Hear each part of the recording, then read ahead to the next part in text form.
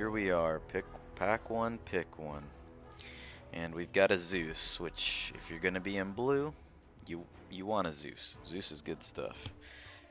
Luna, again the best blue hero for draft. And then Kana is probably just slightly behind Luna. But then if I had to pick a third best blue hero, I'd pick Zeus.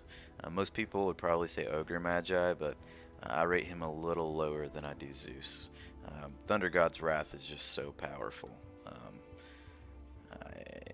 I can understand why some people think Ogre Magi is better, um, but in general, I mean, if I have to choose between the two, in most decks, I'm going to choose Zeus. So, I mean, if we want to try blue out, we can pick up Zeus here, but I've said it before, I'm not a huge fan of blue in draft. And I really need to, there really needs to be nothing else in the pack for us to pick up a Zeus here. So let's see what else we got. The red cards here are not very exciting. A couple of filler cards. The Legion Standard Bearer is actually pretty good. And we had one of those in our first 5-0 draft run last night, and he was pretty good.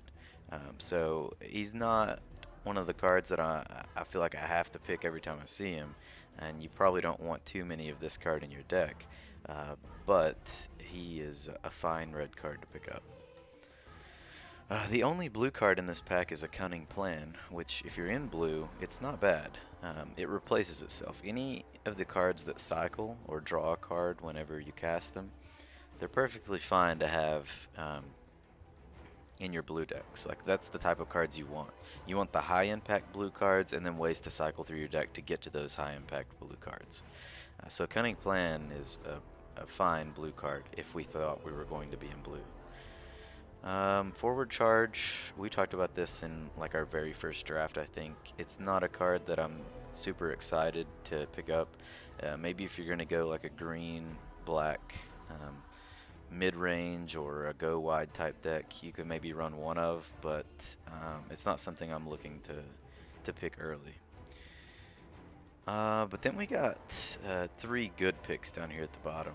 Stars Align, talked about this before. I don't really like ramp in draft, and Stars Align is probably, in my opinion, the worst of the ramp spells that you can pick up for draft. So we're not gonna pick that up. But there's a Thunderhide pack, which we're very high on if we're in green. And then there's Intimidation, which is again a card that one of always a welcome addition. I think in our second 5-0 run last night we had 2 intimidations, and it was okay. It wasn't bad. I never felt like, oh man, I've got 2 intimidations, I'm probably going to lose this game. But at the same time, I was never in a position where the intimidation was the difference between winning and losing either.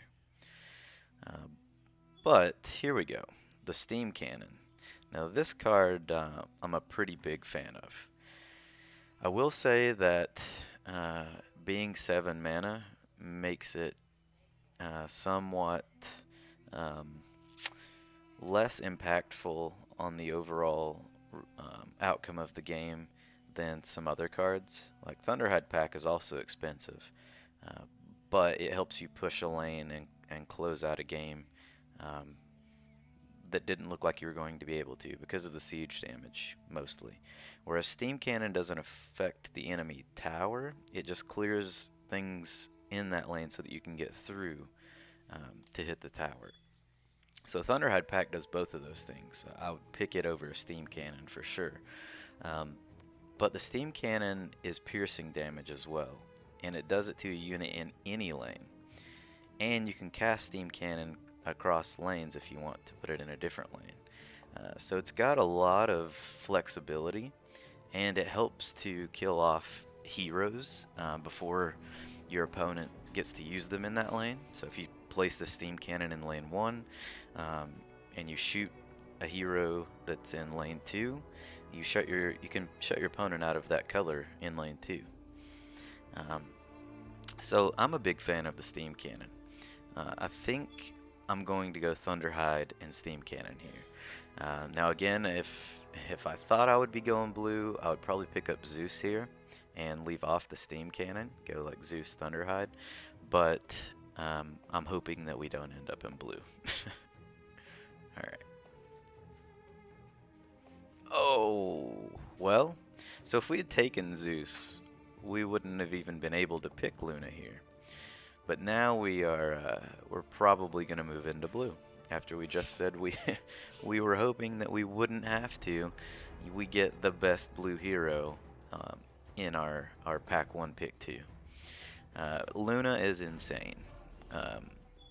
She's again a blue hero, so the stats are almost always pretty weak, 3-8. But look at this. Before the action phase, deal 1 piercing damage to a random enemy in that lane, and then add a charge counter to 3 random Eclipse cards either in your hand or deck. And what is Eclipse? Eclipse is just a ridiculous spell.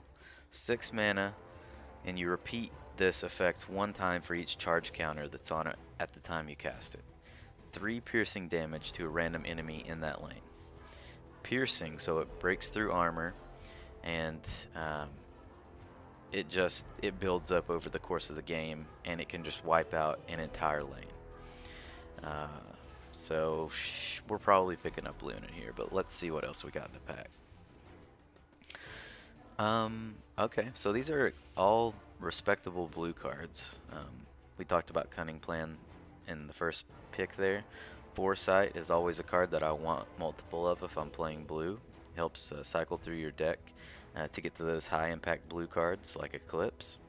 And then Relentless Zombie is a nice little creep to stall in front of a large hero. It basically has 2 lives. So you throw it in front of a hero, it has its death shield, it loses its death shield in combat, but then it sticks around for the next round as well. Murder Plot, we had our opponents play this against us a couple times last night, and I was actually a little more impressed with it than what I was previously. But I've talked before about how you have to play this card at just the right time for it to get the most value. You can't just get into a lane and cast this card first and expect that it's going to pay off, because most of the time you cast this and then your opponent has some sort of follow-up that counters this. So I'm not too excited about picking up the Murder Plot here still. And then we've got 3 again respectable green cards as well. I love the Defensive Bloom. I think it's a fantastic card, and if we are going to end up in like a blue-green deck, this is a great card to have in that archetype. Usually you're either going stall the board for late game ridiculous spells like Thunderhide Pack and these really expensive blue game-breaking spells. So you're just trying to stall early so that you can make it till you can cast those. But if we're going the melee creep version of blue-green, like we did a couple of days ago, then Ramusk Blessing and Vol Martyr, they're both fantastic because they buff an entire lane with their effects. So in this case, I'm definitely going to pick Luna. I just have to decide, do I want to pick Luna with a blue spell, or do I want to pick Luna with one of these nice green spells? Because already having a Thunderhide pack, you know, that makes me want to go ahead and see if we can make blue-green happen. But we're not locked in green at this point. We don't necessarily have to go with that Thunderhide pack if we think we might go blue-black instead and run the Steam Cannon.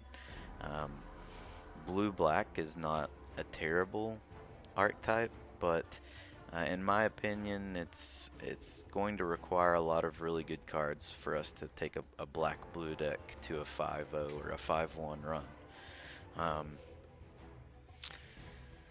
Green's just so powerful that I think I want to stay out of black unless something crazy comes along, and just try to go this blue-green route.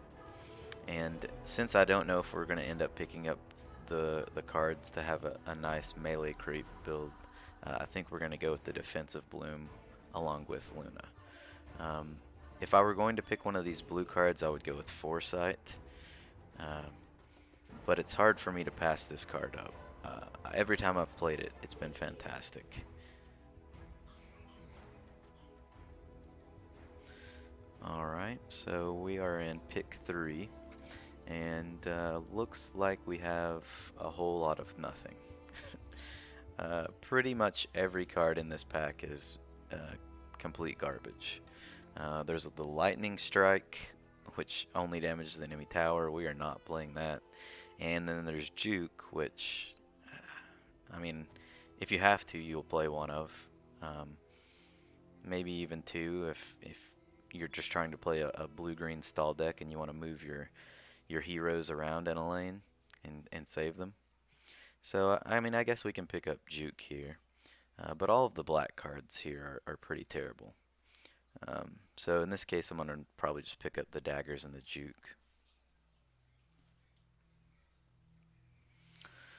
Well, Magnus would have been a nice green hero, but not better than Luna.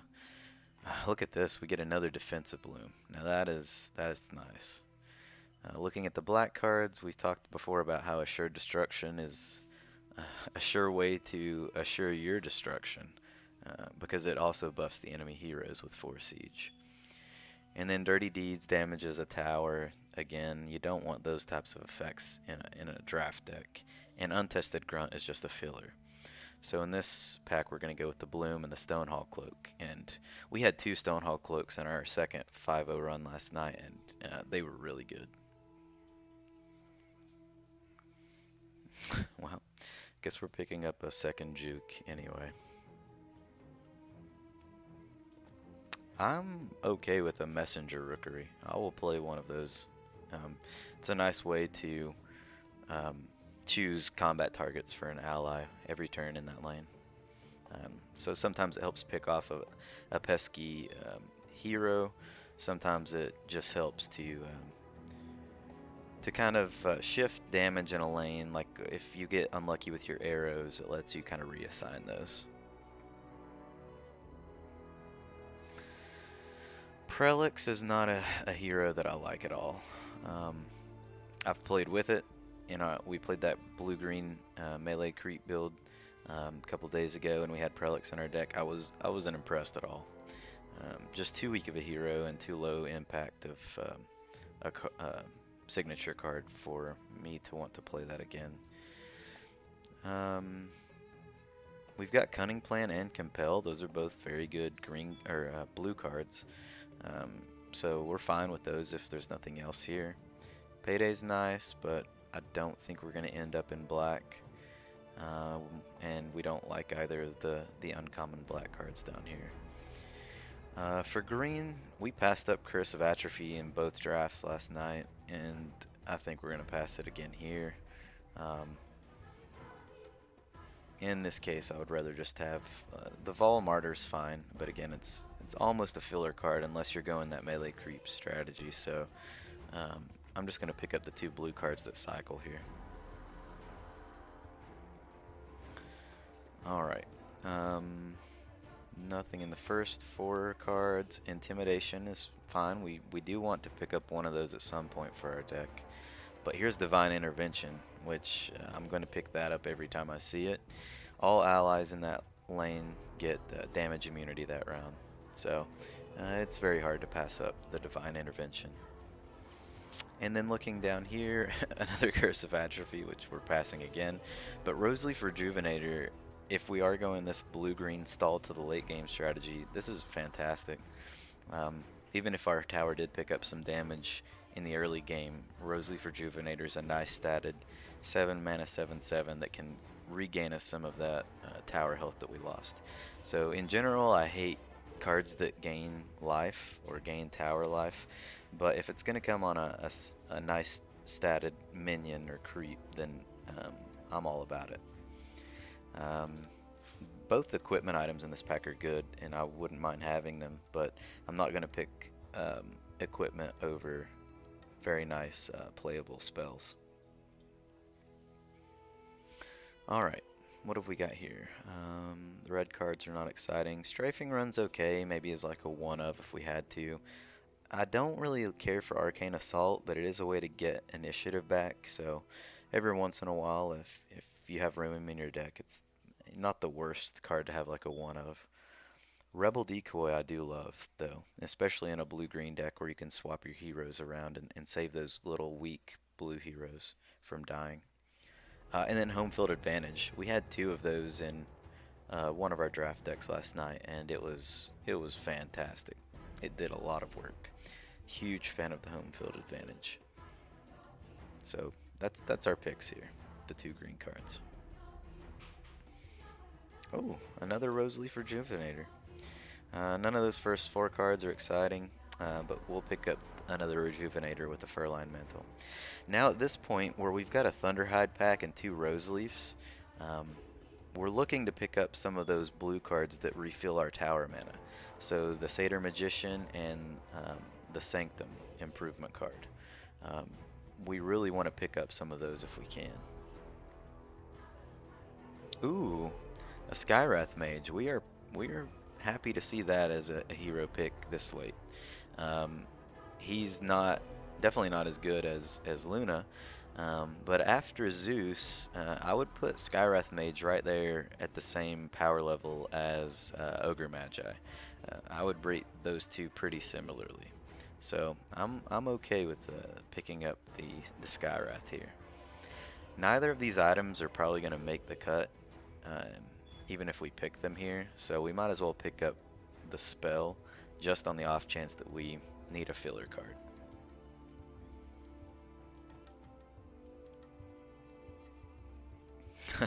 And then we open a Skywrath Mage. We're not going to pick up a second Skywrath Mage.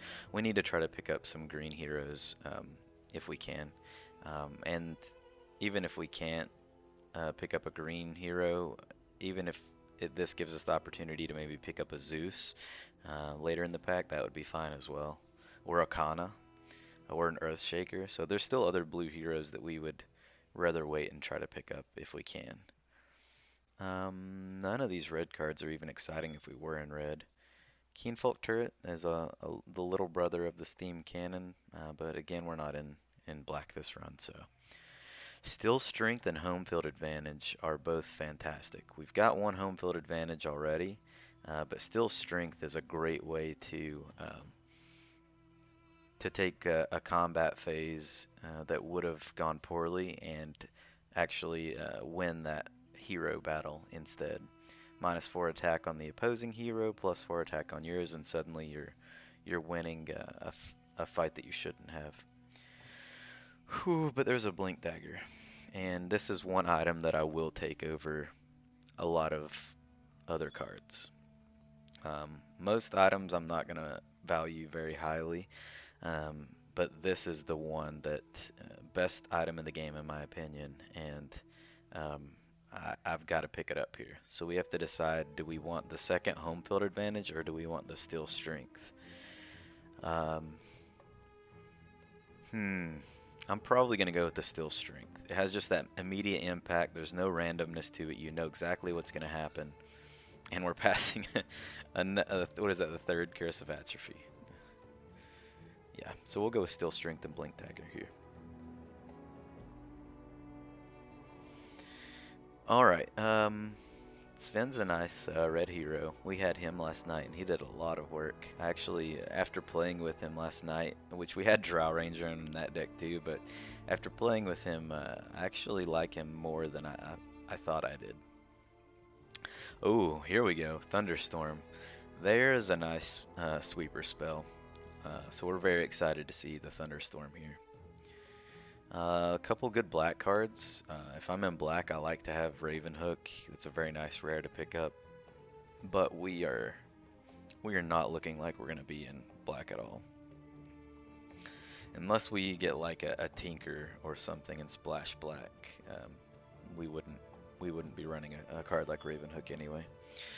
So then we're looking down here at the green cards. Avernus's Blessing is okay, but it's more of a filler card, whereas the Rebel Decoy and the Satyr Duelist are both very fantastic creeps. We've already got we only have one Rebel Decoy. I thought we had picked up a second one.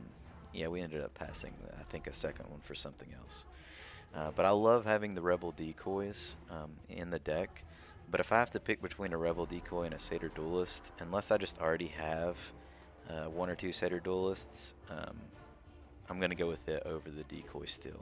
It's just a great creep to have. 3/5 that modifies itself after every combat phase with 2 additional attack. It's just a really powerful 4-drop. So we're going to go Thunderstorm Duelist. This pack's got next to nothing for us. We'll pick up the 2 blue spells because I actually do like Tower Barrage. I think it's a fine card. Most of the time it's not going to get those lethal kills on things, but it can at least help set up lethal during the combat phase if it doesn't pick off 1 or 2 minions or creeps in the process. And Strafing Run, I mean, they do the same thing except Strafing Run only hits creeps, and Tower Barrage also hits heroes for 2 additional mana. The black cards, we talked the other night when we were playing the black-green gold strategy, we passed a Revtail Investments. It's just not good enough. Even if you're in that gold strategy, I don't think a Revtail Investments is a card you want in your deck. It's very slow, and you need cards that are going to have, if not an immediate impact, then a very powerful impact when they do happen, and that's not always the case with the Revtail Investments. Whereas Hipfire, if I'm in black, I value extremely highly, but we're not going to be in black, so we'll pick up the 2 blue cards. Ooh, another Thunderstorm? Wow, okay. I'm happy to see a second Thunderstorm. Look at it, we've already got our Eclipses, our 2 Thunderstorms, a Tower Barrage. We're looking good on our sweeper effects. So what do we want with that? Do we want the Bellow or the Zombie?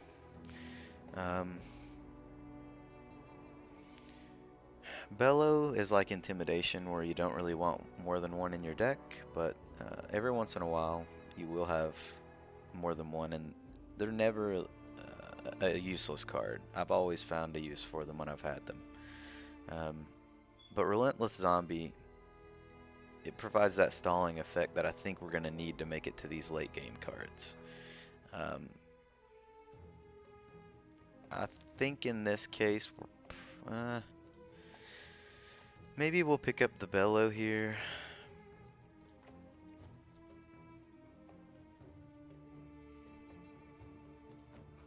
It does allow you to throw yours or your opponent's creeps into a different lane. I think since we have 2 blue heroes, we probably want to just go ahead and pick up the Relentless Zombie. It's an early play too. We can drop that early and soak damage if we need to late game as well. It's not situational. You always know what's going to happen, so we'll go with the Zombie, I think. Escape Route is a fine black card, but these two blue cards are more filler in my opinion. We'll play them if we need to, but probably I don't know. I don't know if either of these will actually end up on our deck. And 1 for me is very situational, but if your opponent's playing like that heavy gold strategy and they buy really nice expensive items, this is a good way for you to like steal a Helm of the Dominator or a vesture of I forget what the full name of the vesture is, but a vesture of the Tyrant, I think. So you can steal some really nice stuff if you get lucky. Even a Blink Dagger is nice if that situation presents itself. Sorla Khan, so we won't be playing you, Sorla. Well, there's a nice red hero, but we're not going to be in red. We're in pack 4, and we're very heavily cemented into green and blue being our primary colors. So unless we just find something insane that we want to splash for, we're going to stay out of red and black. Wow, okay. At any cost. So we got lucky here because if I'm gonna go blue, I want extremely high impact cards, and you've got to get lucky to get those, like a rare at any cost, two thunderstorms at uncommon.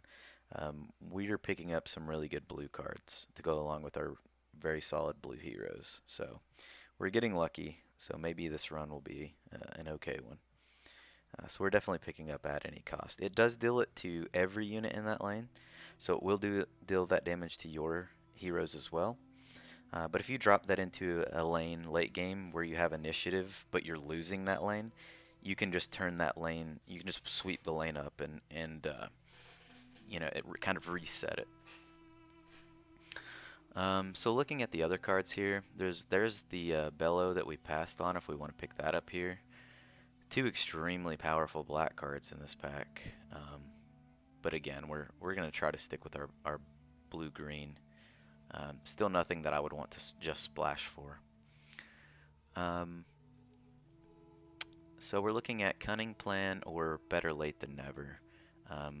Bellow, again, is a card that I will pass most of the time if there's not if there's other playables in the pack. And in this case, there are a couple of other playables.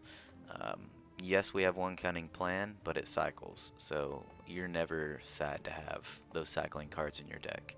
And Better Late Than Never is a nice way to affect other lanes. You can throw a melee creep into a lane just as like a stall, or if you've already won a lane and you're fighting for another lane, you can throw this into the lane you're fighting for. But in this case, I think we want to keep just cycling through our deck to those high impact spells. So we're going to pick up Cunning Plan and at any cost here. Abaddon's not the green hero we were looking for. I would rather just have the base green hero. They're about equal power level. Abaddon may even be a little worse. Dresden Standards is a nice red card to have if you're in red, but we're not. Path of the Wise. After you play a blue card, deal 1 piercing damage to a random enemy in that lane. This could be useful. Considering that there's really nothing else in this pack besides the Path and the Val Martyr for us, I think we pick that up here. It's a rare, so I mean we're in keeper draft, might as well, right? But there may be the off chance that we look at our deck and it's got a bunch of cycling cards like Cunning Plans and Compels, and we're like, yeah, sure, we could maybe leverage on this ability.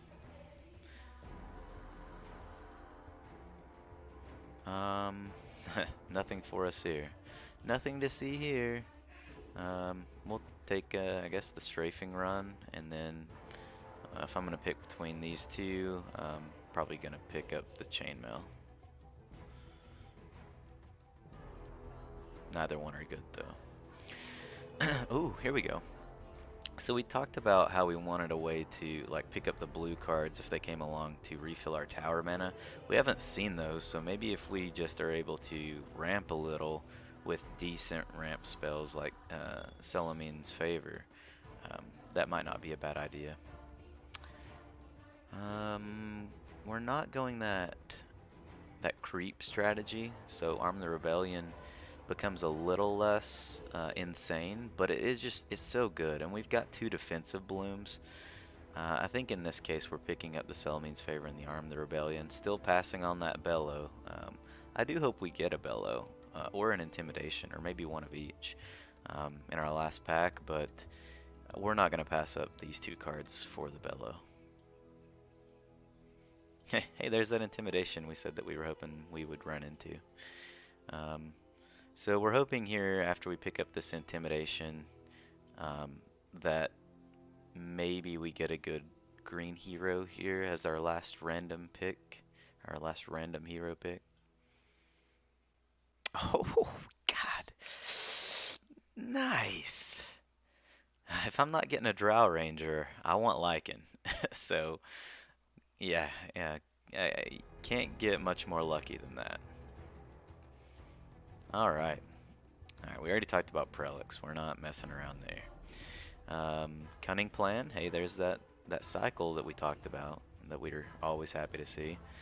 Wrath of Gold we've talked about in other drafts, not something that we are wanting to ever play in any deck. Um, there's another Tower Barrage if we want to pick that up, but um, it's not something that I want to have too many of. I would love to have the access to Slay, but again, we're not in black. And we already have one Intimidation, so I'm not really excited to pick up a second one. But looking over here, there's a Bracers of Sacrifice, and we are playing the deck for Bracers of Sacrifice. Um, Decks that have very weak heroes, that like blue heroes, or very high health, low damage heroes like green typically has, that's where you want your Bracers of Sacrifice. It's a 2 armor for 8 gold piece of equipment, but the activated ability is where it's amazing. Every single time you have this hero in a lane, you can use this. So deal 6 damage to all enemy neighbors, so the 1 in front of that hero plus the 2 to its left and right. It does condemn that hero, so it goes back to the fountain for a couple of turns, but that is perfectly fine. It's a good way to reset your heroes when you need to, and it's also a great way to make use of those really weak blue heroes. So we're going Cunning Plan with Bracers of Sacrifice here. Oh, here we go.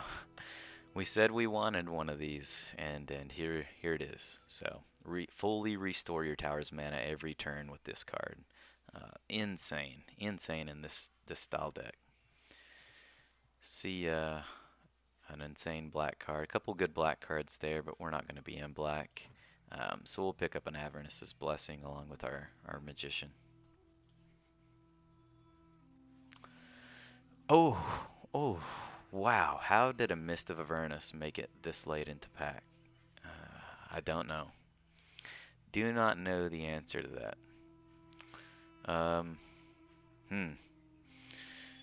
Okay. So let's see. Sweeper wise, we have 2 Thunderstorm, 3 Mystic Flare, 3 Eclipse, 1 Tower Barrage, 1 at any cost. To a lesser extent, there's strafing runs, but we're probably not running those. So we're really not looking to pick up more of those effects. We don't really need that Tower Barrage, so we're going to go with the Relentless Zombie as just a way to stall a board. The Ring of Tarrasque is a really fine piece of equipment here too. If we thought we didn't have anything else useful in the pack.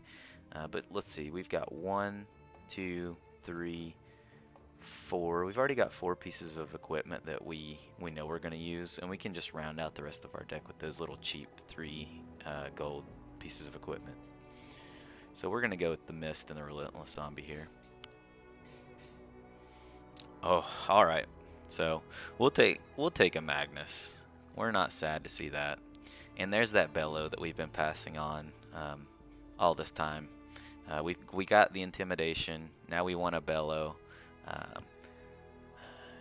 I mean, you can even argue that maybe picking up the second Intimidation and just go 2 Intimidation instead of 1 and 1 is also fine, because Intimidation, again, can target heroes if you need it to, whereas Bellow only targets creeps. So I think that's what I'm actually going to do here.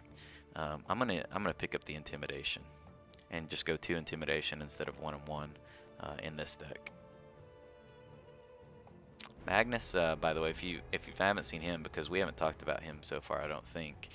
He's a 4/1/9, so he's very well statted, and he comes along with the signature card, modify unit with +3 attack and +3 cleave. So that's permanent. You throw Empower on like Magnus himself, and suddenly he's extremely powerful.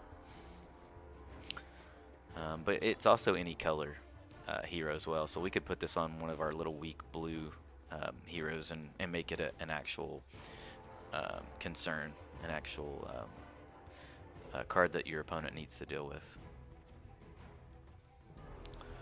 Nothing here. We're just going to pick up the Red Mist Maul in one of these catapults.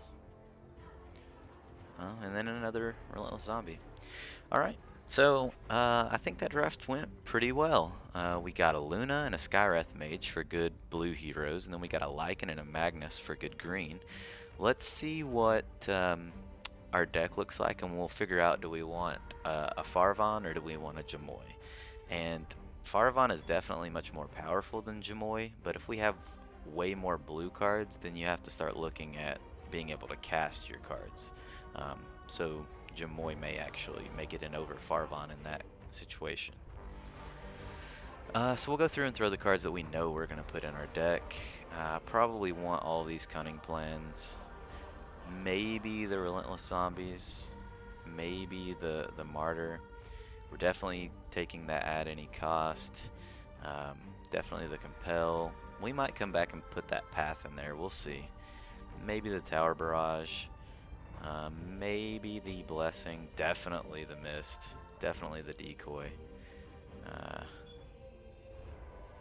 Definitely the Rebellion in both Blooms, and the Advantage, and the Duelist, the Favor, the Strength, Magician, yes, Divine Intervention, yes, both Intimidations, both Thunderstorms, and then those big beefy green guys.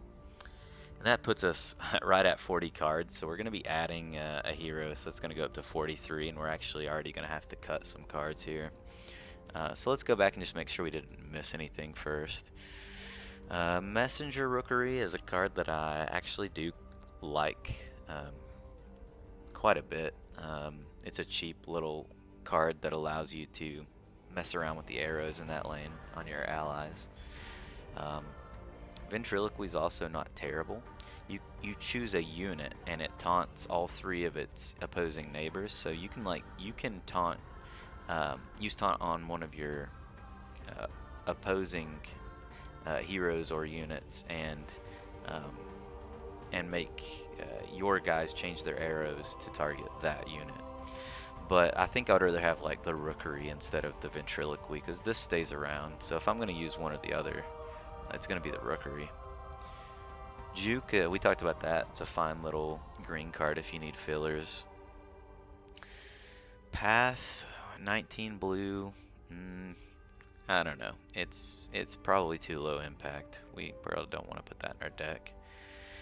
Modify a unit with +2 attack is fine, but we're already gonna have to cut some cards, so I don't think this would make the cut in our deck. We'll throw it there just to see what happens when we go through cutting stuff. But none of these other cards do we want to actually put into our deck, I don't think. Alright, so just looking here, 19 blue, 23 green. We're going to be cutting 5 cards total though, so this could actually go either way. So we have to figure out which 5 cards we want to cut. We're not cutting these top end cards. These are all amazing. Intimidation, we could potentially cut one of those.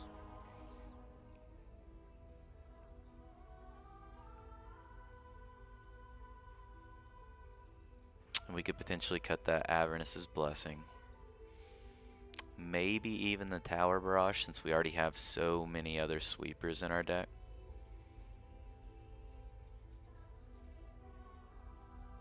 The Martyr's not very good in this deck. It does help like with defensive blooms, but we've already got like Relentless Zombies, which are probably better in this strategy. And in fact, I think I'm even going to cut down on the Relentless Zombies too.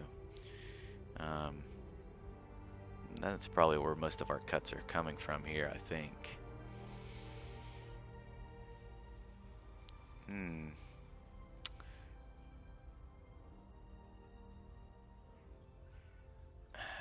Yeah, I mean, I guess because we've got those like weak blue heroes and a couple of weaker low statted power-wise green cards, maybe we do keep the Martyr here and just go 1 and 1 zombie, 1 Martyr.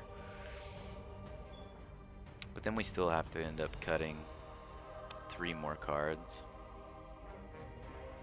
Maybe we just cut the two drop minions altogether. and probably like the Tower Barrage. Keep the Blessing in, cut the Tower Barrage. I think that's where we're going with this. -1 Tower Barrage, minus the 2-drop creeps. And what are we looking at? Rookery, okay.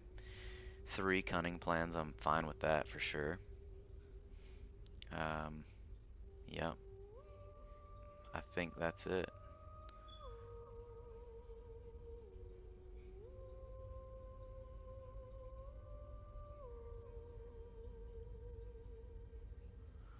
Now the fact that we have Arm the Rebellion in this deck though does make us a little sad that we're cutting back on those 2-drop creeps.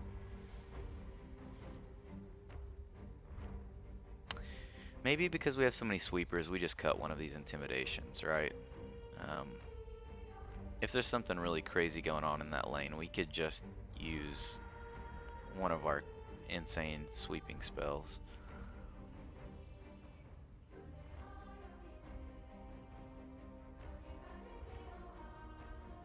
And then maybe at that point we put the Martyr in.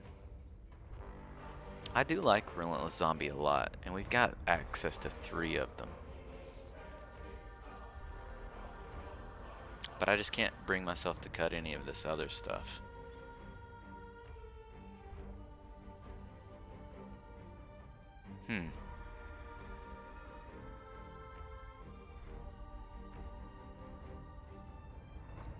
I think we'll end up going with the zombie. Actually, let's go with the Martyr. That way, like in round 1, if we need to cast something that's green, we have the potential to just drop a Martyr if it feels like it's a playable card in round 1. Okay. And then since we have way more green cards than blue, I think we're just going to go with Farvan. Yeah. Wow, look at those 4-drops again. I always feel like we have a ton of 4-drops. Our curve always looks like it's a bell shape, but the 4-drop slot is always like way high above everything else. Okay, so I think we want let's see, Skywrath activated ability has -2 armor to a hero and its allied neighbors. 4 action phase 1 piercing damage and add a charge counter. So we want Luna in our first 3, and we want our 2 beefy. Let's see, 410, 410, but he gives a nice bonus to his allied neighbors. So we're gonna go Lycan, Magnus, and Skywrath as our first 3, and then we'll bring in. We'll probably go ahead and bring in. Look, all of our 4s are green too, and most of our 3s. Let's actually let's go like this. We'll have Magnus, Luna, and Lycan in our first 3 heroes. Then we'll bring in Farvan, and lastly we'll have the Skywrath coming down. Okay, so that'll be our hero placement. And we've already got our cards, so we just need to figure out our items. I like Red Mist Maul, Bracers, Furline Mantle, Blink Dagger, Stonehall Cloak. So we've got 5. And of those 5, we have 1 armor, 2 weapon, 2 health. I'm thinking we go 2 weapon, 2 health. That gives us 4 health, 4 damage, and 1 armor. And the armor even acts as kind of like a damage too, so that's kind of nice. I like that. Alright, there's our blue-green deck. Let's see if we can get another 5 wins here.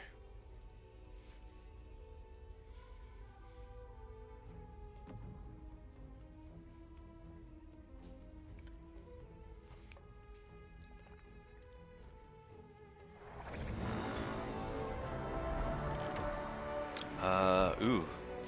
Yikes, Legion Commander, Ursa, Zeus, and Ogre Magi. He got some really nice heroes.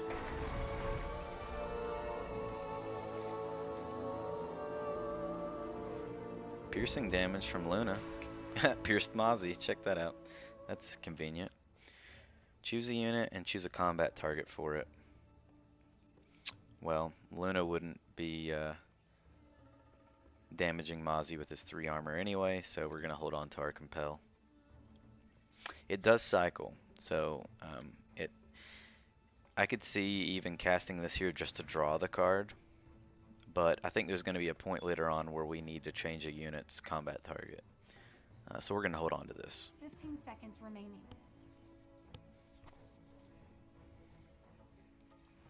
And then, oh no, duel. So we're losing the Luna here.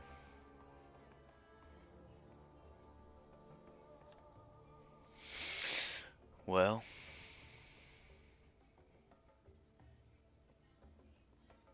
I guess we're not going to get to cast this Compel next turn either, because we got Farvon coming in. And then we're going to have both blue heroes coming in at the same time. Let's just hold on to the Compel. I think it's going to be useful later.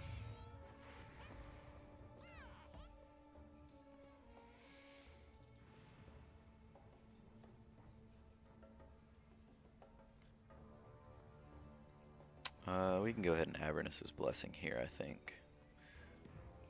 My revenge will be swift.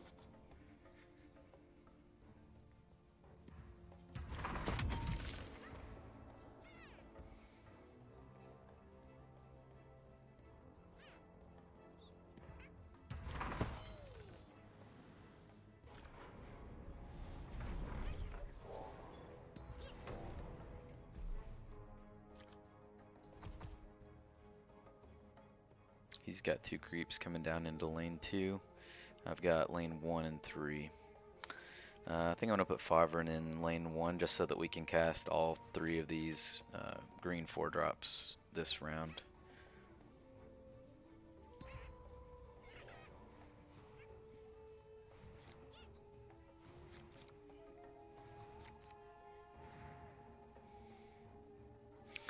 We can home field advantage.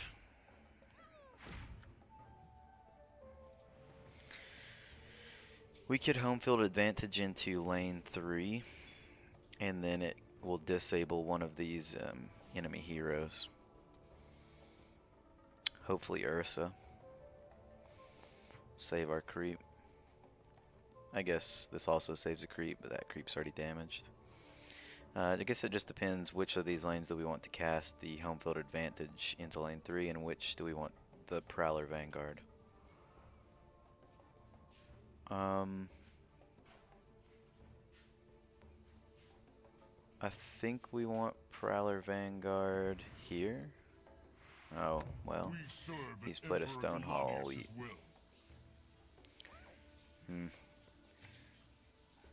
I guess in that case we're going to home field advantage from lane 1.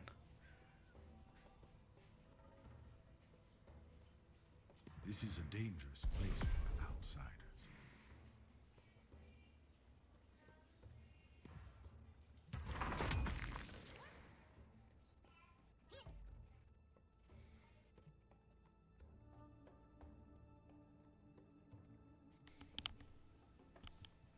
I'll take any advantage I can get. I guess we put Prowler here so that I don't lose it.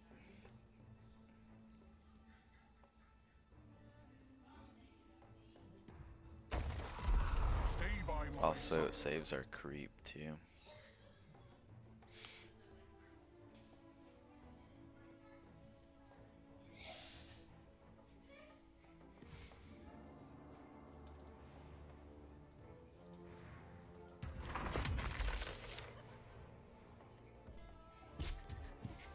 Nice, we got the Ursa disarm.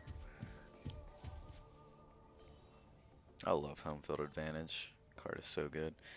We passed on a second one, I think, but it does a lot of work. yes, it's RNG based, but if you play right, a lot of the times you can kind of get around the RNG. Do we want Vanguard here or over here?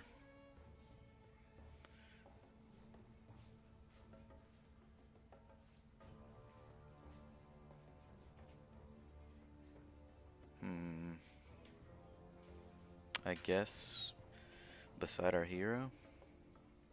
15 seconds remaining. The girl is safe in our care.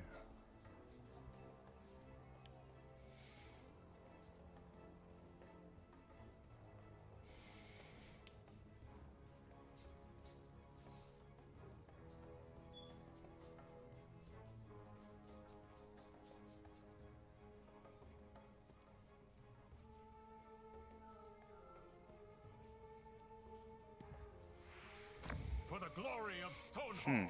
Okay.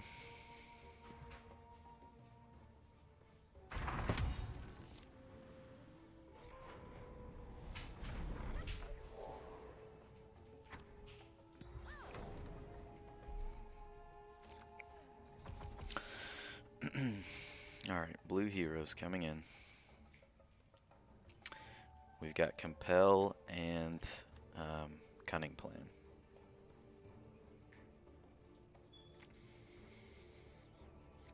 Luna can get through armor, so if she pings like Legionnaire or Mozzie, it'll actually damage them. This guy also negates some armor, the Skywrath. I'm thinking about going Skywrath into lane 3 and Luna into lane 1. 15 seconds remaining.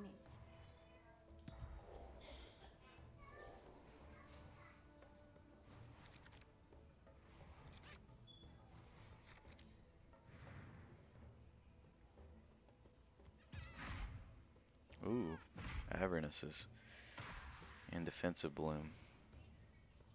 Got the ping on the creep to get lethal.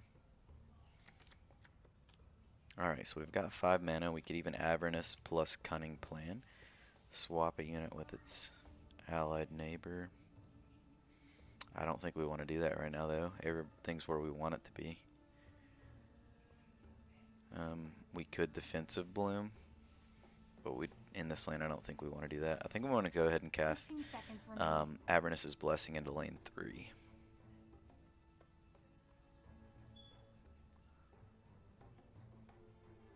Five seconds remaining. 3. You're in over your head. I think we're going to fight lane 1 and 3.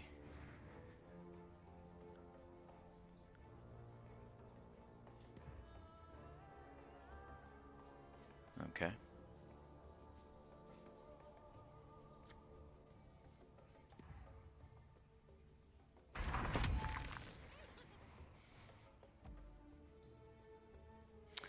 So here we can Defensive Bloom, and that's pretty nice to stall this board a bit, and they'll get the bonus from Lycan. Both of them will. So that's pretty nice. Oh, wait, one of them ended up over here. I thought it would end up over here. I guess it's part of the RNG. The Defensive Bloom would have been fine over here in this lane, but since we had a green spell to cast here, which is actually beneficial, and we have blue spells that we can cast in lane 3, Cunning Plan. So you don't want to trade heroes then, I guess.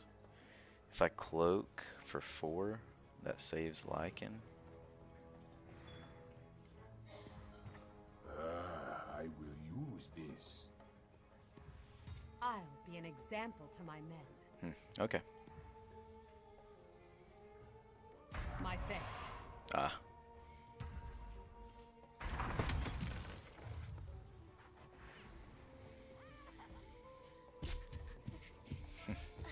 Well, we didn't get to disarm the Ursa, but That's probably the weakest of everything we could have disarmed, honestly.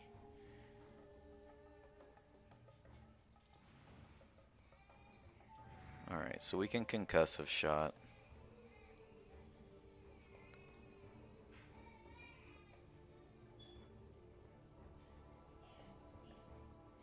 We could also swap 15 seconds this remaining. here. Let's do that first. Or actually, let's do this. 5 seconds remaining. 3, 2.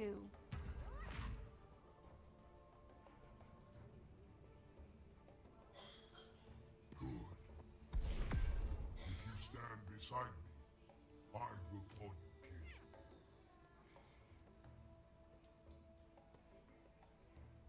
I'll weaken our enemies.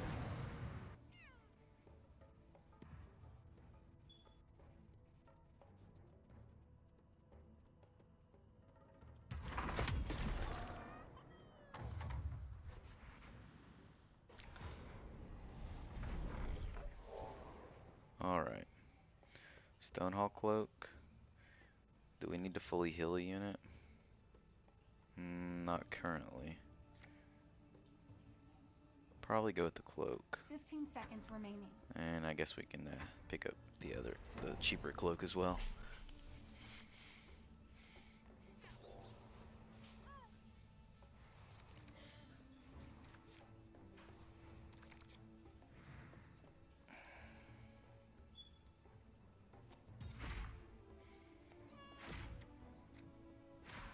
I have you now.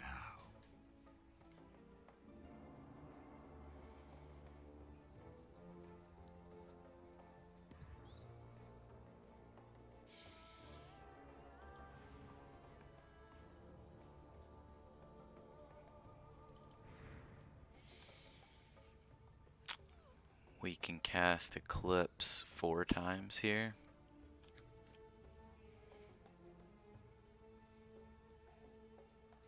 If it hits that creep twice, that would be terrible. And it's not necessarily going to kill Mozzie.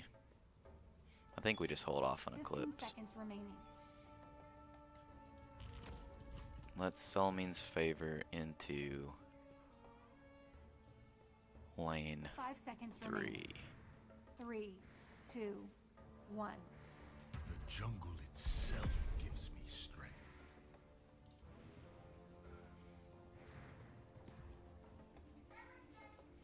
And then we will Stonehall Cloak Luna. A gift from the goddess. And we'll save the other cloak, I think, for the Skywrath.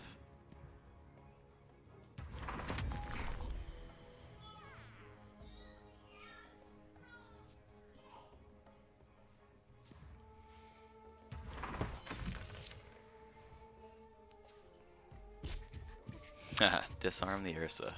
Nice. Use this well. So lane 3, I think we've got this for sure. We've got all these improvements. We're looking good over here. Scroll, sure. I don't think I'm even gonna do anything here.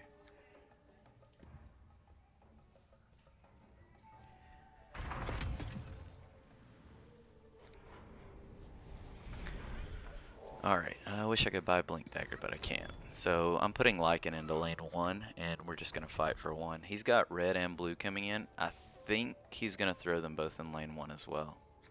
We've got no creeps coming into lane 1 either.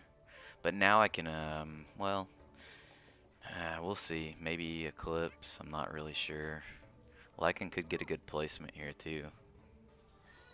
Alright. Yeah, he knows that lane 1 is the contested lane as well, and we will do our battle.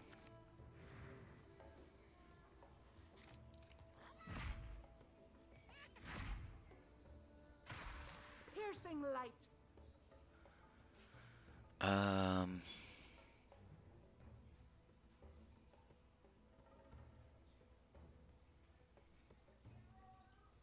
Nate, what's up, buddy? Didn't see you join the channel, man. It's going well, dude. Going well. Last night I had 2 back-to-back 5-0 drafts, and I just drafted up this deck. This is our first game. 15 But yeah, seconds things are remaining. going well for me, man. How about you?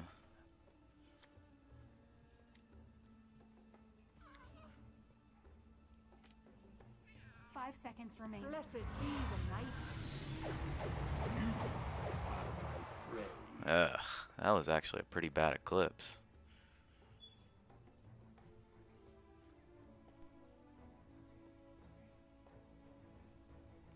Holding off on doing any more gaming until you're moved into the house. I don't blame you a bit there, man. Priorities. Gotta have those priorities. Starting painting tomorrow, nice. How soon are you gonna be moving in? This is just what I needed.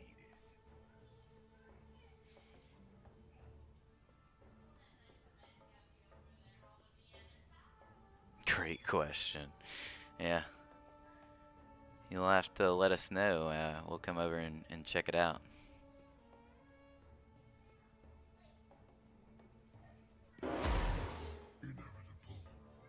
At the end of October. When will you move in? I don't know. A couple months ago. Right, here we are in December. Just what I needed.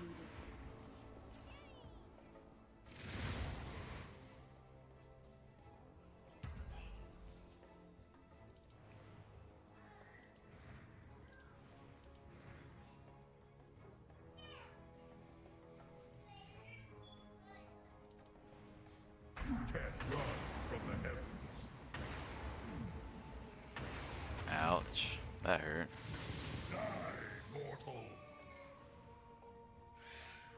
Do you know anything about this game, Nate?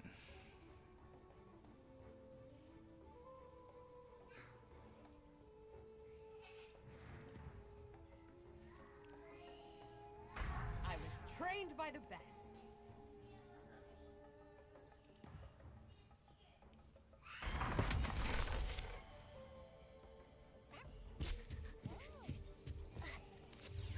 This will serve me well.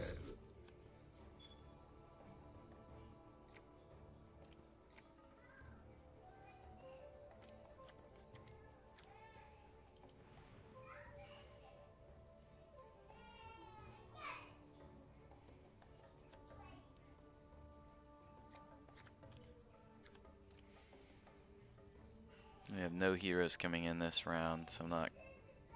15 Neither does seconds he, remaining. though. Do we arm the rebellion here? I think we do. 5 seconds remaining. 3.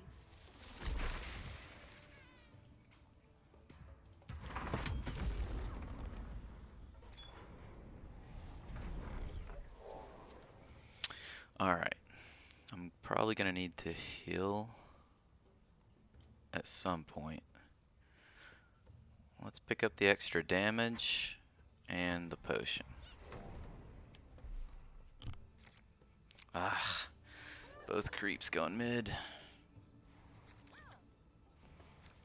At least he didn't get one in lane 1 either, though.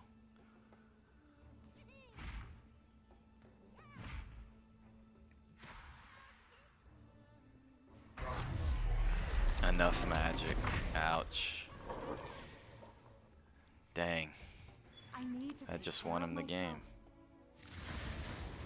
You're not escaping. Huh.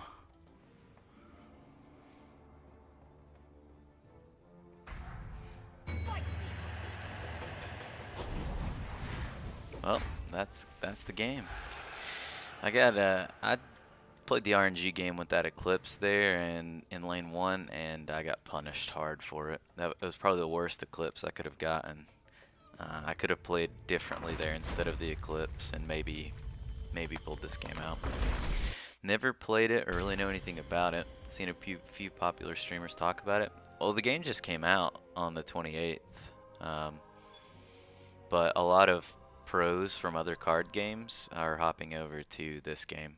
So like Magic Pros, you've got like Stan Sifka, Yoel Larson, Paulo. Um, there's a few very popular Magic Pros that switched over, and then Hearthstone as well. Had a bunch of people swap over. Um, but it's this game was developed by Valve in collaboration with Richard Garfield. So it's a Garfield game based on Dota. Um, so it's I've been having a lot of fun with the draft so far. I feel like I'm getting better, but still, there's after every game, I always notice a ton of mistakes I made and things I could have done differently. I guess that's part of the appeal to it for me right now too, is that it's new, it's fresh, and everybody's still trying to figure it out.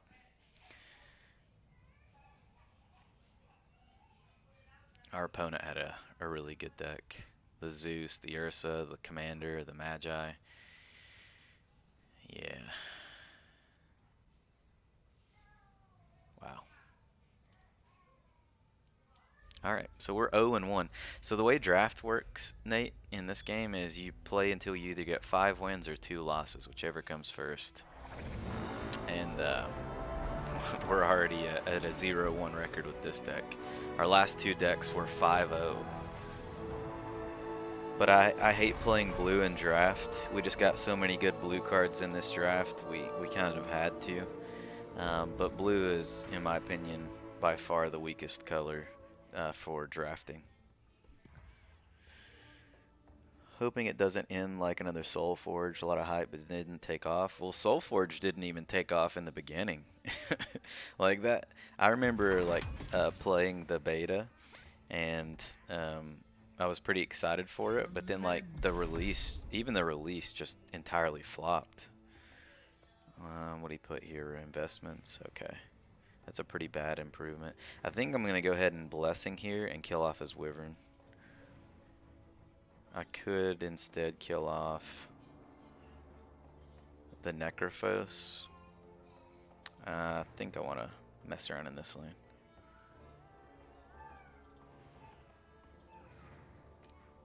Who would dare oppose me? Blame Kibler. Yeah, Kibler was streaming Artifact the other day, the beta of it.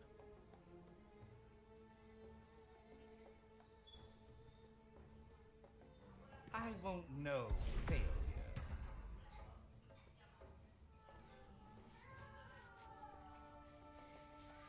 He's playing the heavy gold black-green deck. We drafted this a few days ago and went 2-2 with it.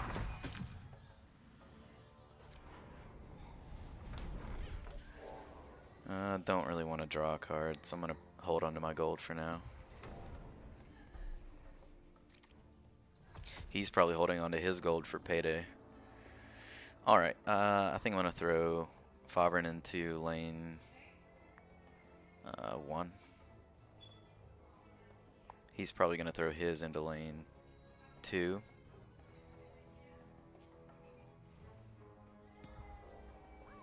Yeah.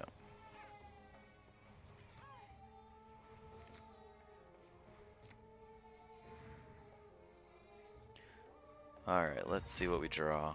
Rejuvenator and Flare. Man, we can't cast anything this round.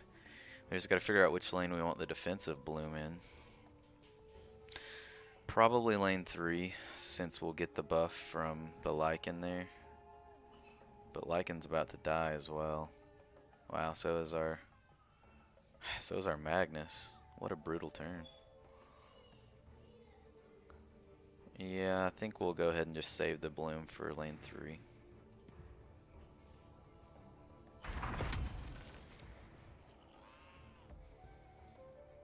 Thanks for the follow, by the way, Nate. You followed, I think, when I was offline, and I noticed it after, like the next time I got on. But you missed the follower notification. I give you a friendship kiss. So you missed your kiss. I'll have to give you one the next time I see you.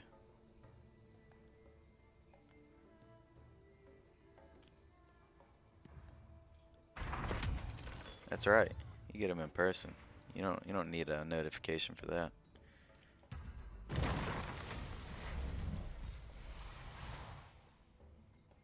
I'll take any advantage.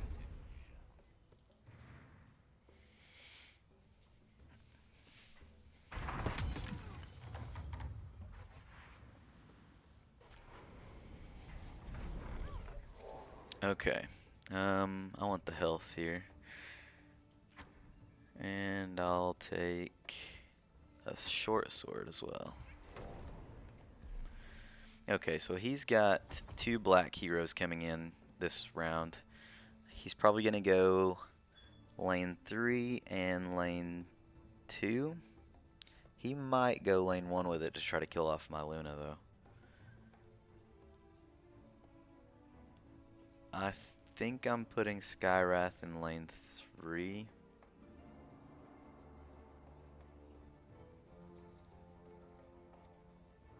If I had some interaction, I would put it lane 2.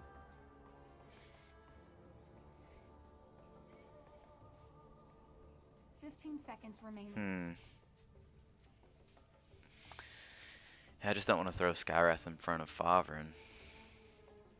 I also don't want to throw it in front of 5 one of these seconds black remaining. heroes, though. 3, 2, 1. Don't go in front of Lion. Don't go in front of Lion. Alright, good.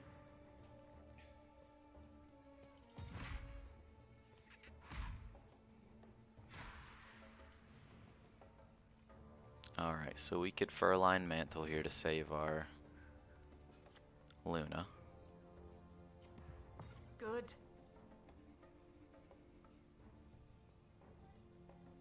I wonder if he'll Arctic Burn over to this lane to try to kill off my Farven. And then at that point, I just short sword Farven and take out his Wyvern as well. Alright, so home field advantage, I think I want that in lane 3. Yes, I do. The forest protects its own. The end is coming. Okay. Do I need a short sword on anyone else?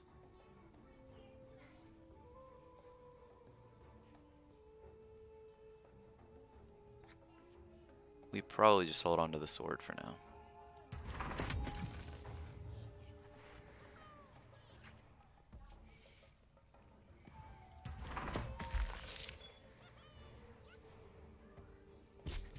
Alright, there we go. Disable that. Or disarm that lion.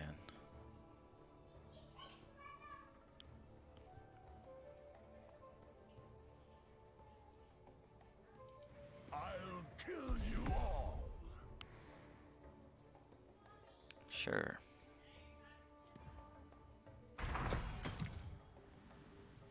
So now I get 2 green heroes and he has 1 black coming in. Fully hilly unit. Nah, we could have used that with Luna, but now we're just gonna take the cloak. Alright, so we're going, I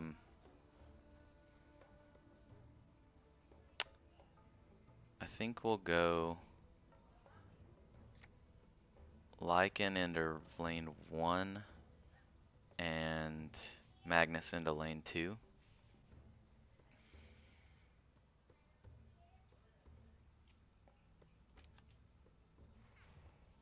The friendship kiss? Of course. That's the stuff. Invisible woman. That's Maria Nicole. Got a little friendship kiss. That's the stuff.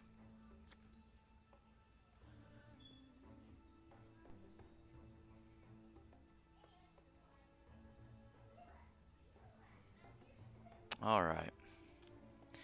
I don't really want to steal strength here. And as it currently stands, I like the way this lane's going. He can Keenfolk turret something though. So he can ping off this creep to keep this one alive, I guess. 15 seconds remaining. That's not terrible. What is he gonna cast though?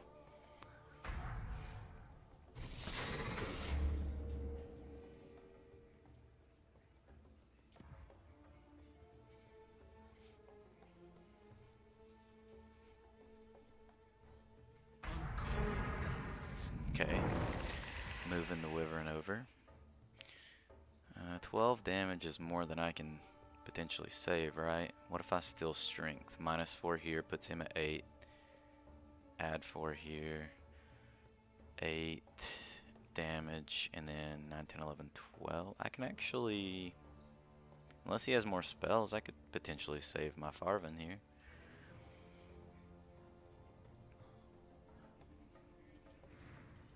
Seconds remaining.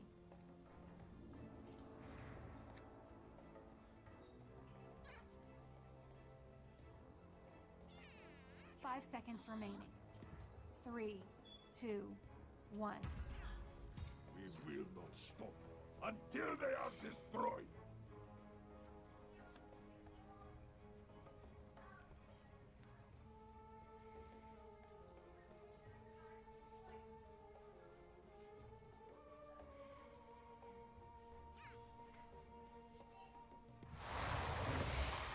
Swapping them around. Not sure what that does, but okay.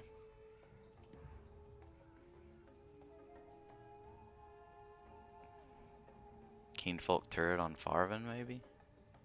I will show no mercy. Oh, a second Keenfolk turret. Okay. Still, we'll wait and see what he does. Okay, on Lycan.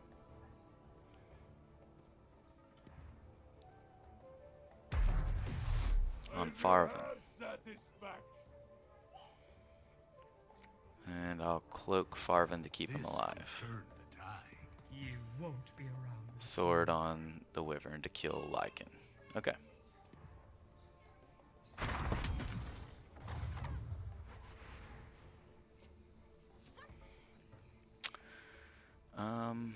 I guess we'll put sword on Magnus to maybe kill this creep. You're on borrowed time. Take it. It's a gift.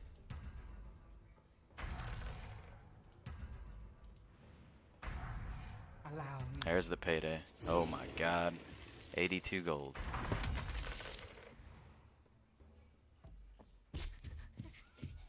Ah, disarmed the creep. Okay. Well, we've got a ton of sweepers, but this only affects our current lane, and we don't really want to do this.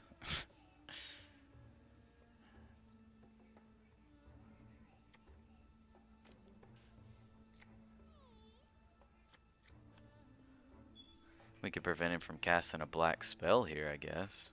15 seconds remaining. Seems like a waste.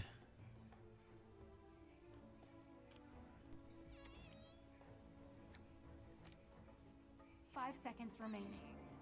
3, 2, 1. You fought well, but it was not enough.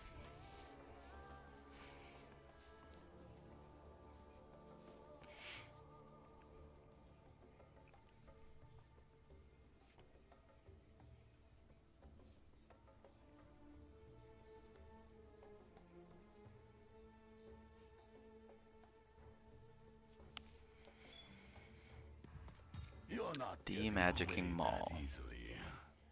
He can't use it right now because he's being blocked, so he's got to kill off the creep if he wants to destroy my home field advantage.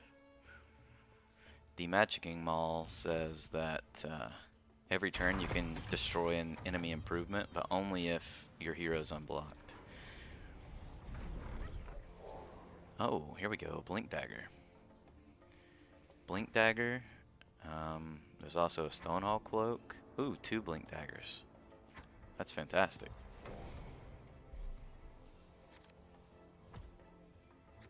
Alright, so he's got no heroes coming in. I think we're going to Luna into lane 2. Yeah, and then we're going to cast an AoE to fight in lane 2.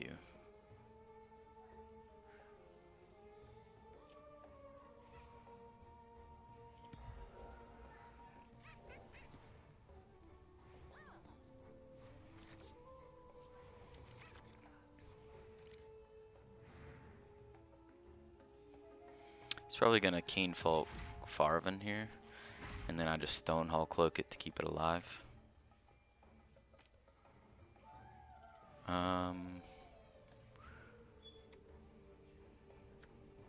We could go ahead and give us some ramp into lane 2.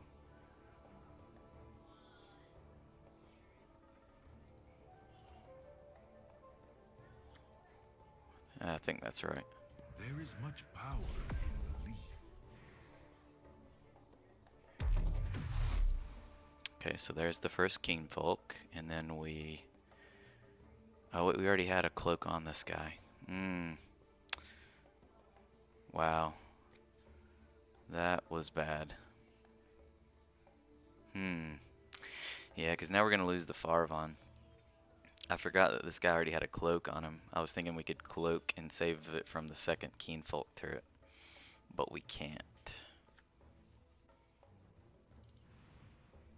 15 seconds remaining. Okay.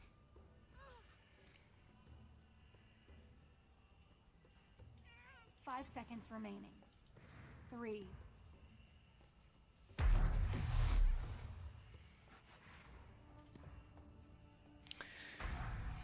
He's gonna regain lane 1 next round, it looks like, because he's got 3 heroes coming in. I only have 1. I can throw Lycan in lane 1. I probably will, but he's gonna throw at least 2 heroes in lane 1. Okay. So I can use Eclipse to deal 3 piercing damage to 5 random enemies. But he's got 3 guys out there with 4 health, so that kind of sucks.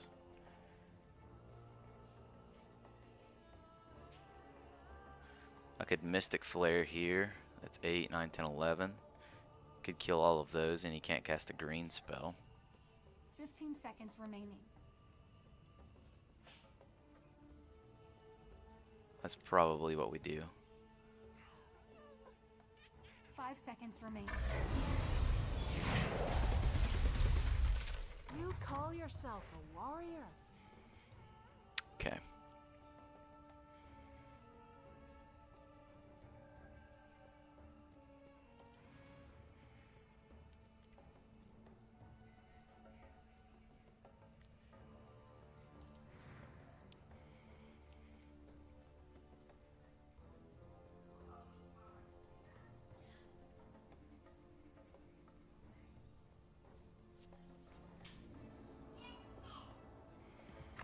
Perfect in function and design.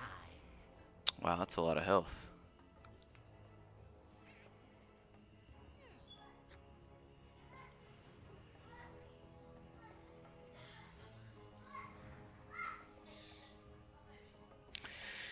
Okay.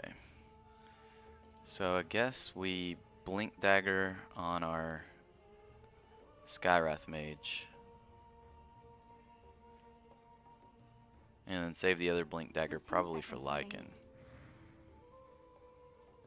And I'm gonna put Stonehall Cloak on Skywrath as well. Disarm a unit. That unit's allies battle it. Yeah, Winter's Curse. Okay.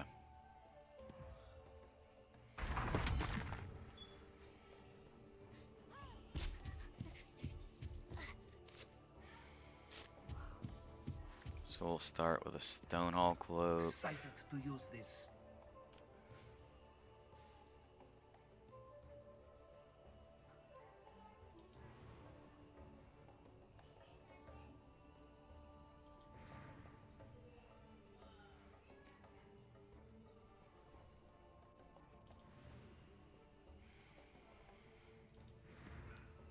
Then I'm going to play a Blink Dagger.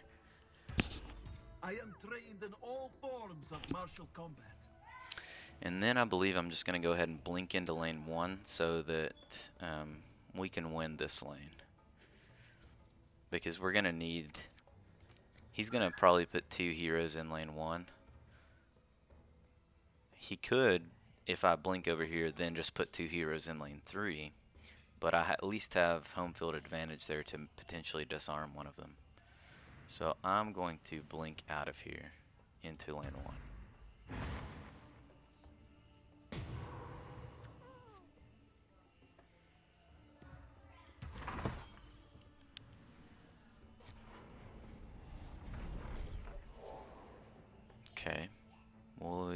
take the sword, and I think we'll take the portal scroll. Lycan doesn't have any items. He's probably gonna have a 15 blink seconds dagger or a remaining. sword though. We want the scroll, I believe.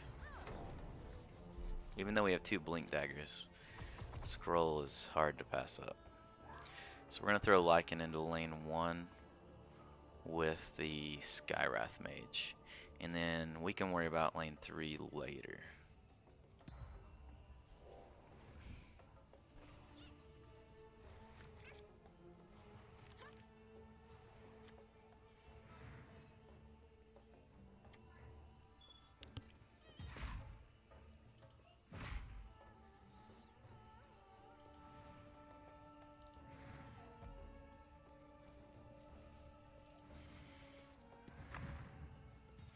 Exquisite. That is a lot of health.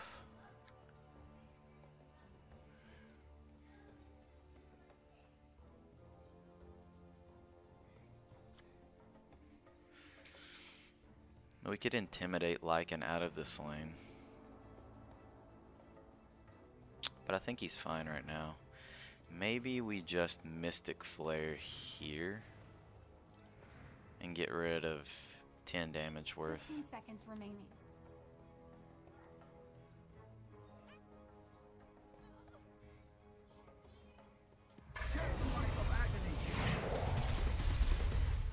You left me no choice. The last child of Vesture Slaw of the must be Tyrant. protected. Oh boy.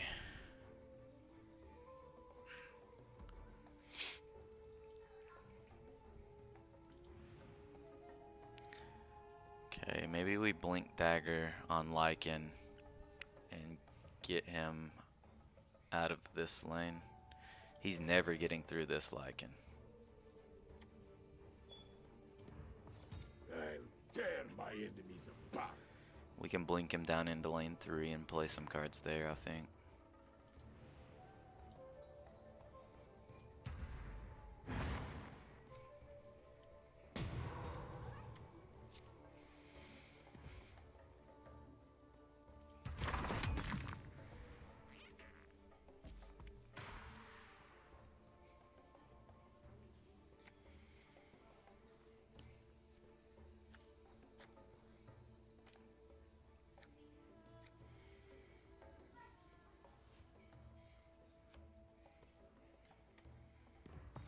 The battle is long. Book of and the Dead. I will be ready.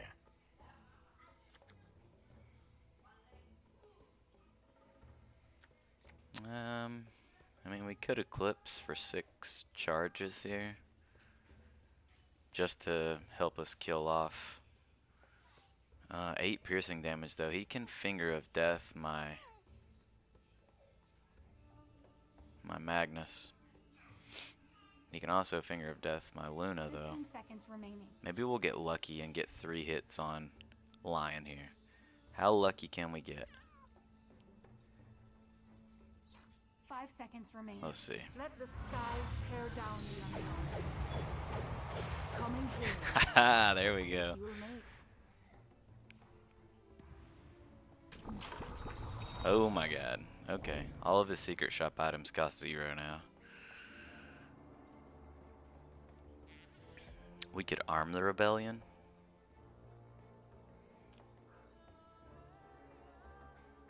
That's probably right.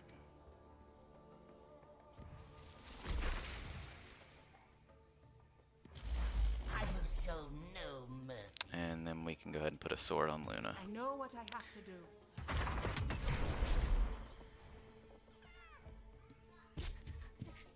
Nice. Man, that home field advantage has been insane. Interesting. Absolutely insane.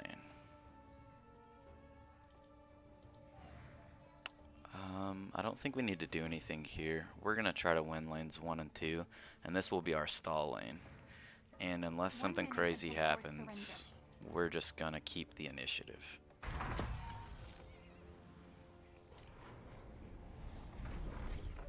Alright, I'm gonna go ahead and pick up bracers just in case, probably. We could fully heal something, but I don't think we need to right now.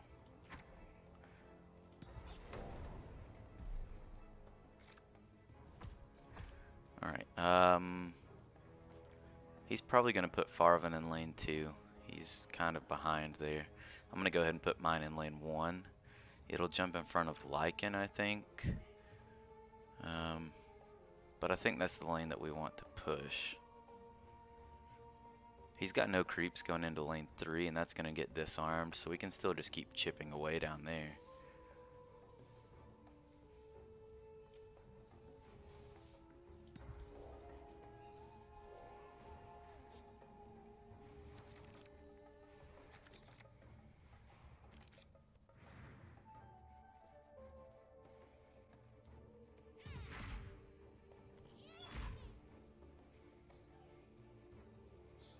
So we could just intimidate Lycan into another lane, but if it goes into lane 2, it's going to be really hard to get those last 9 points of damage.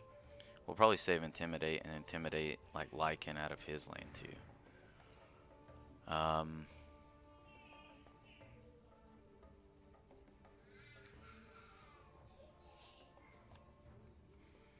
Maybe all we do here is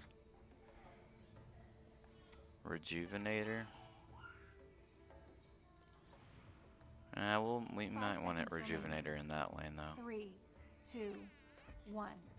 I'm ready for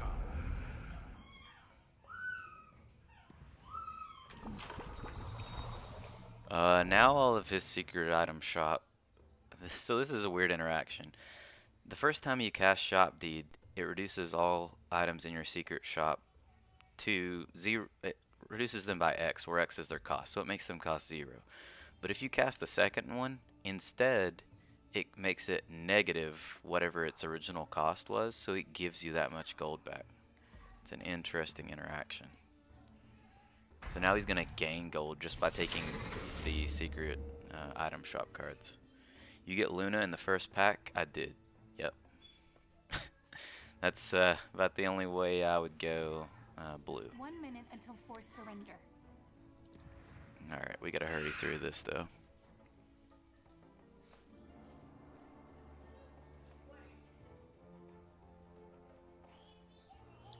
We're going to intimidate his Lycan out of the second lane, I think.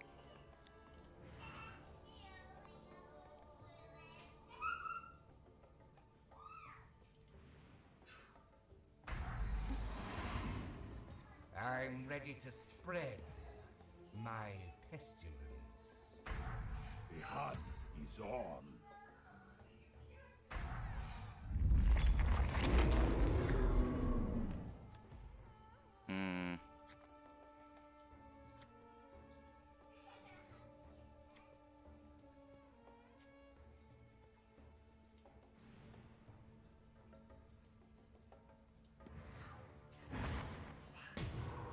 We need to look after one another.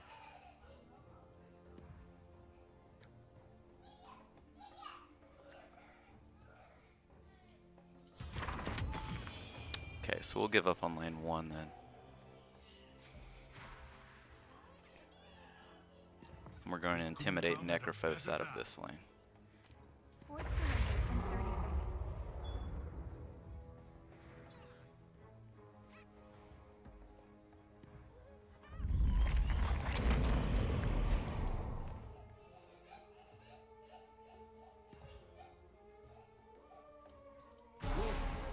Is an inevitability.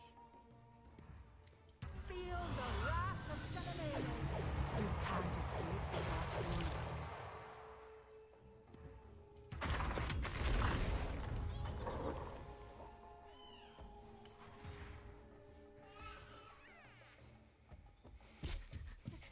Nice.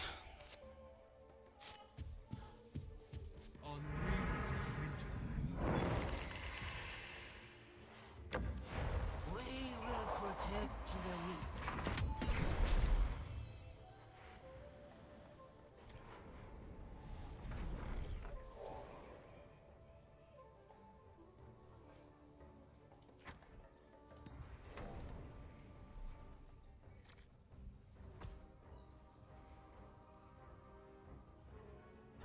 Oh wow.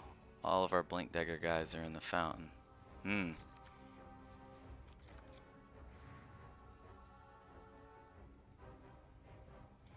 I thought we had one in lane 2 that we could blink down to lane 3. I was wrong.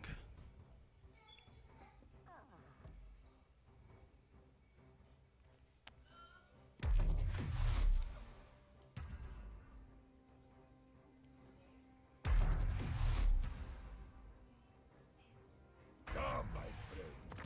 You must be hungry.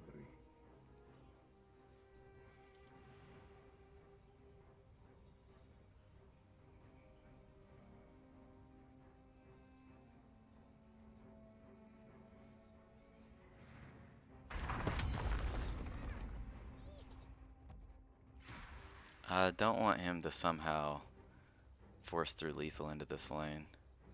So I think I'm going to Eclipse and Savage Wolf here.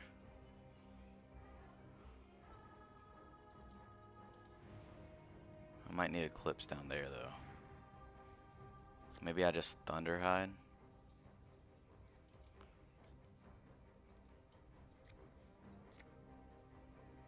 15 seconds remaining.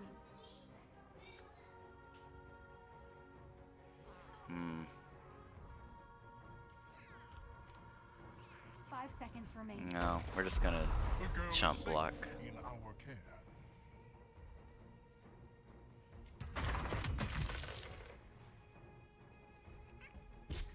Who to kill today?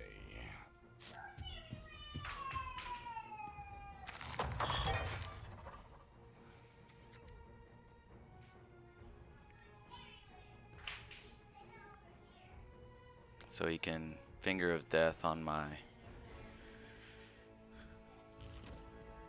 Rejuvenator, but maybe he'll want to push through damage. I would say probably on the Rejuvenator though.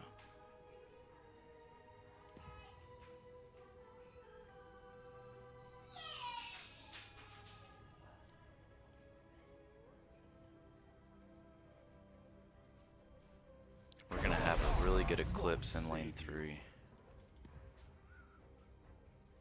We just gotta make sure the Skywrath Mage lives to lane 3. Or lives, and we have initiative in lane 3.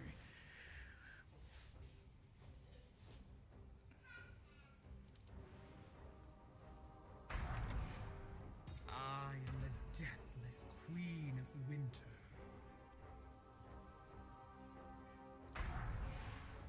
Let's get this nasty business over with, shall we?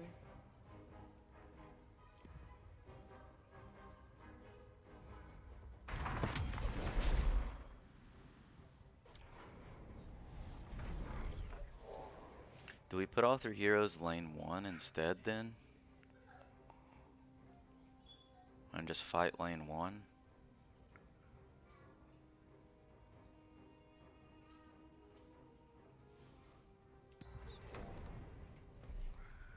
Because lane 3 is not looking like I can push through.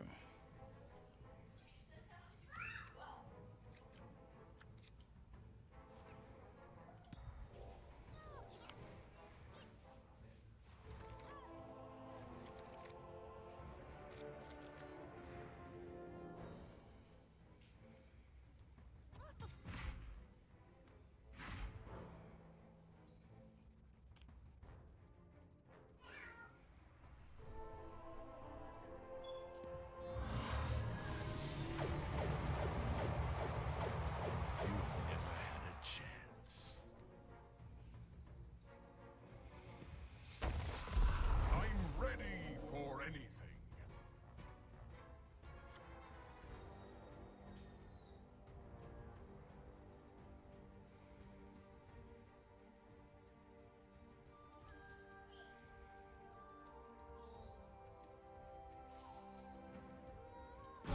It's the time to strike. Wolves, to me! I will face danger head on. Wonderful.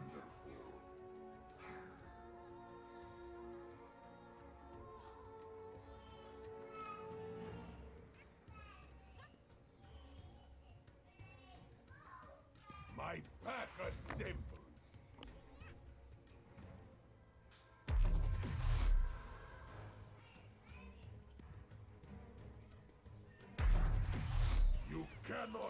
outrun me.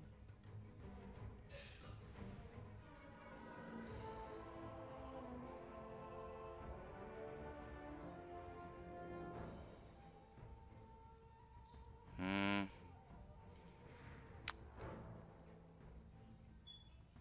Just gonna let him die, I think.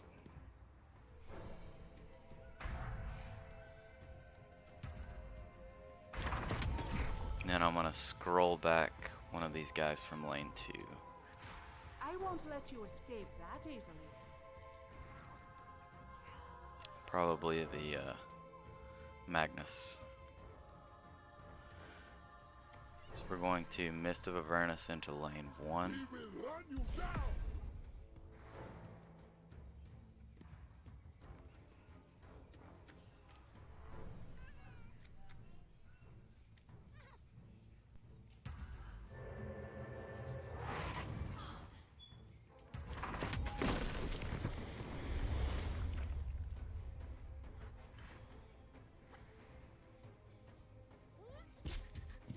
Nice. God, that home field advantage has been great.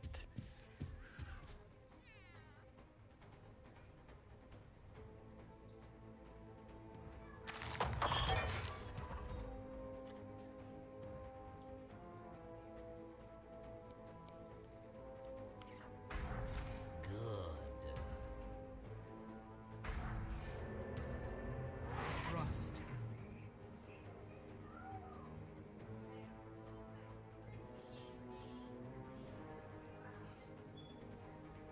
You've called winter down upon me.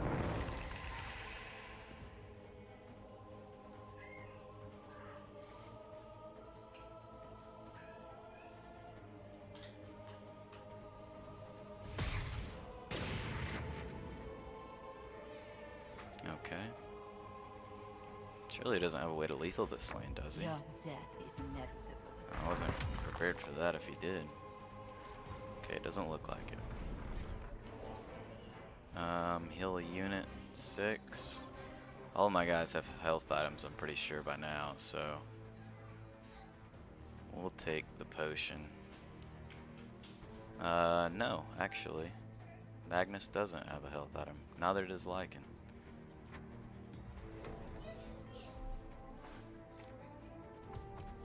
So he's gonna put Necrophos in lane 1 too. He's got Bracers of Sacrifice, so that's gonna be a pain in the ass. But we got both creeps into lane 1. Problem is now we actually have to like lethal 17 this lane. So we've got to like Thunderhide pack here. At any cost is not going to do anything here. I could Blink Dagger though.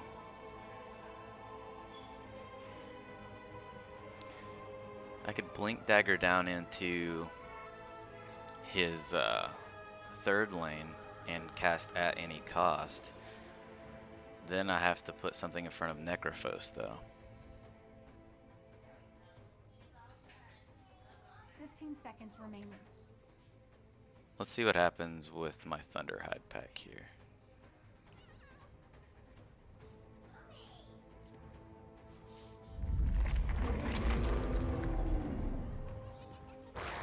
Perhaps I can be of some assistance. That could be bad. But we'll see what happens. We're gonna put a cloak on Magnus. A little help never hurts.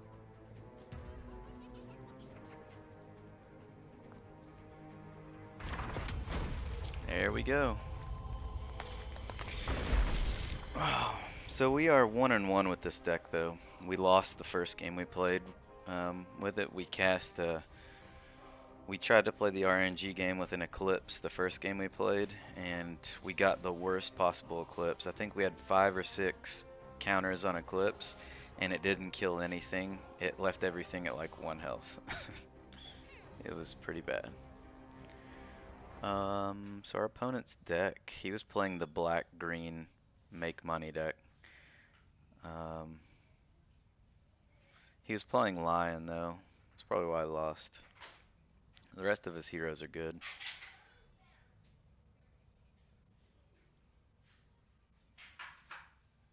His deck was actually really good too. He should have just played Debbie instead of Lion.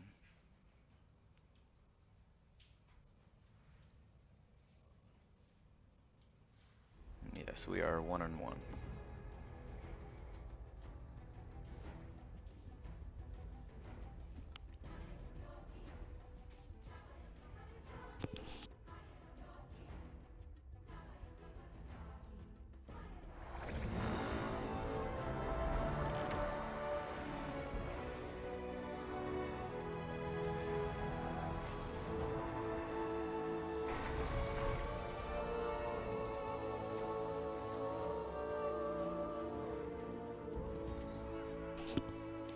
So our opponent's playing Venomancer and Prelix, which are really bad heroes. Does he have two Venomancers? Wait a minute. He has a Venomancer in play and a Venomancer in the fountain? That seems bad.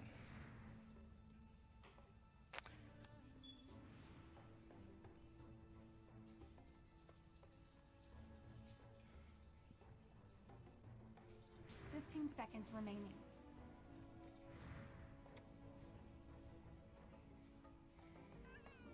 We're gonna save the Rebel Decoy.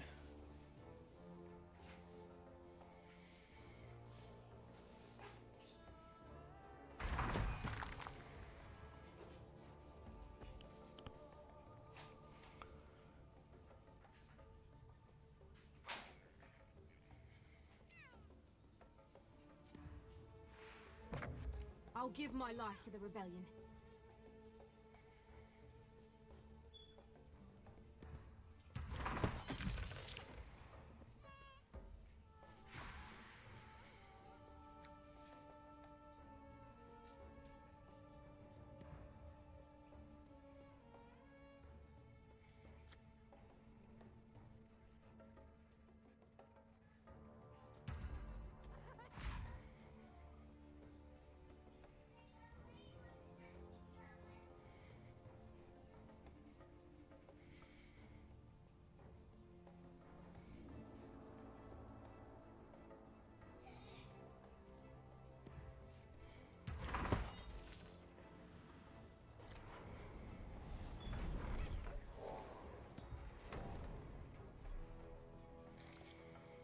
Alright, so we're putting Favren in the lane 3. He'll probably put Prelix in lane 3 as well, though. I got 2 creeps going in there also.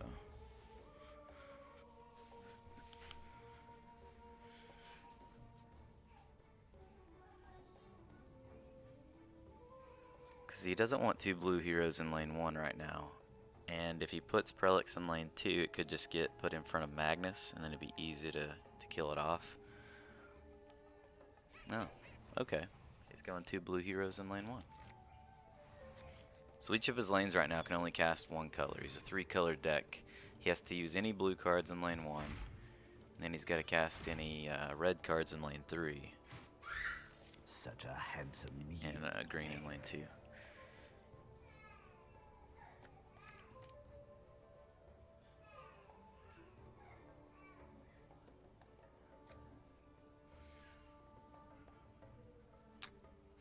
We could modify him to cleave so that he kills off.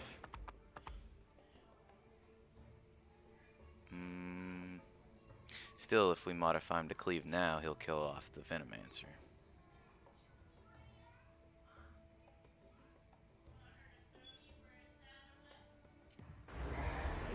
Strength. Kill my enemy.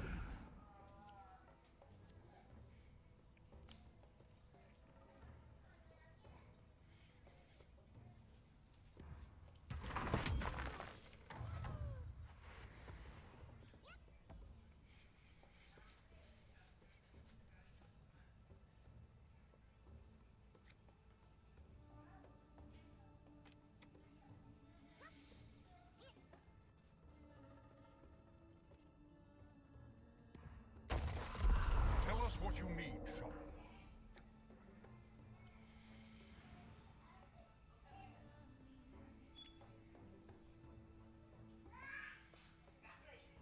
If we sell Amin's favor into lane 3, we could Mystic Flare, That would be pretty nice.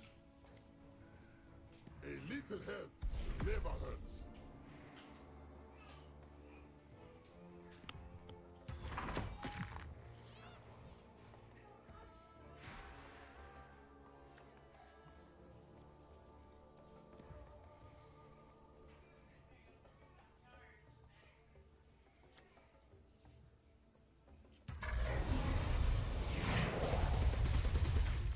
Too easy.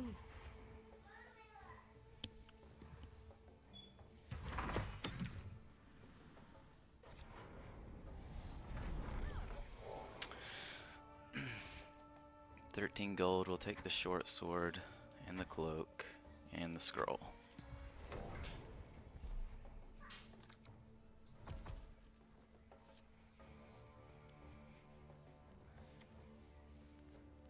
Alright, he's got a Venomancer coming down. I've got lane 3. Do I want to contest lane 1 or 2? Probably lane 1.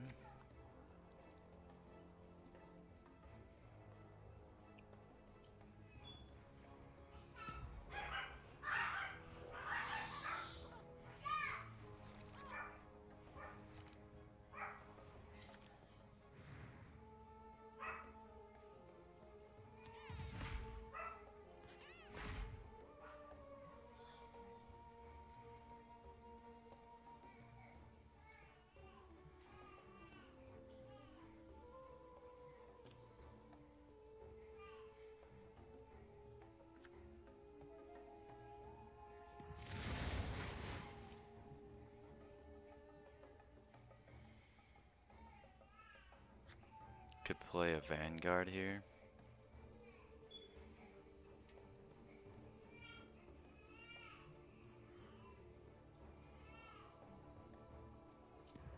We work well together, Lycan. And then put Cloak on Lycan.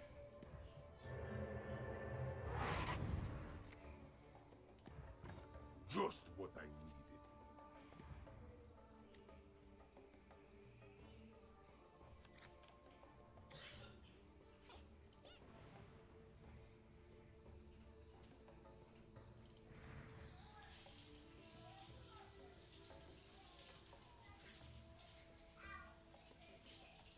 I'll put the sword on Our the mage. enemies will fall.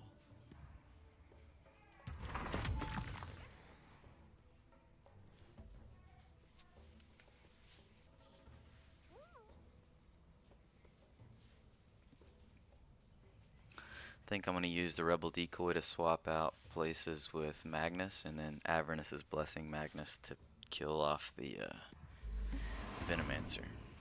It's survival Maybe of the not now. fittest. Guess we just play a wolf.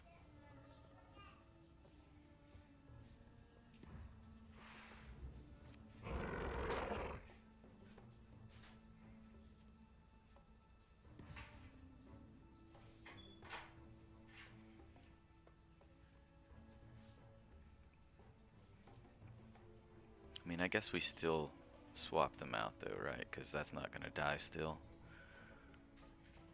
Hope this works.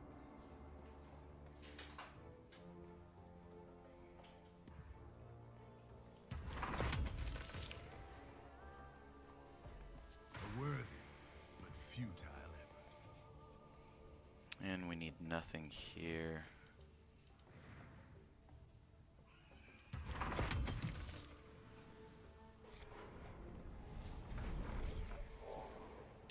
We'll take the Furline Mantle. Or do we want to heal him? No, he's only got 6.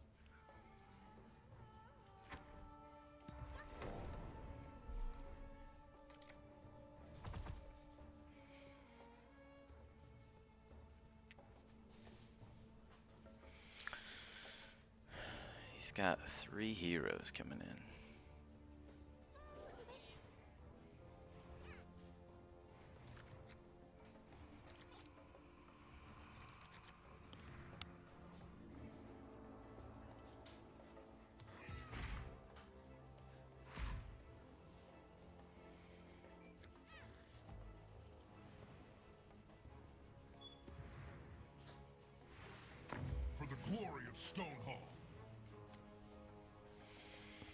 They all have armor, and this isn't piercing damage, so that's only going to deal 3 to them in that lane. Whereas Eclipse is piercing, so that's better off in lane 2. Okay, so I think here what we do is we start by reducing armor, and then we cast Thunderstorm here.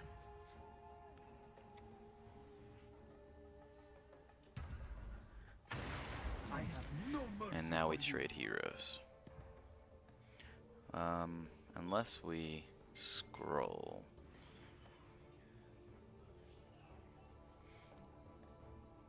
I think I like trading better.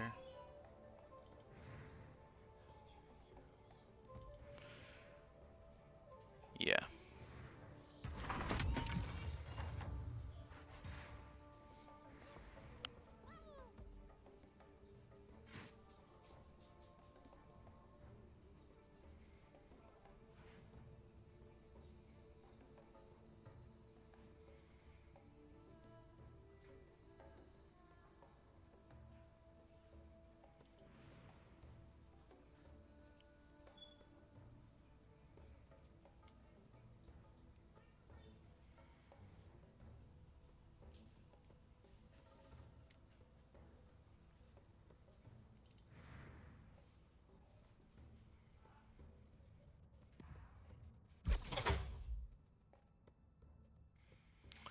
Buying time got my Prowler and my Magician.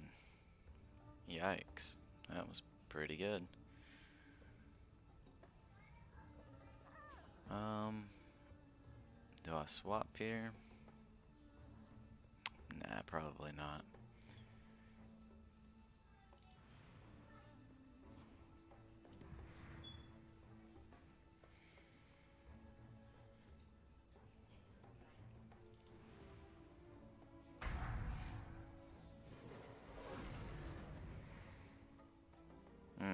That was pretty good.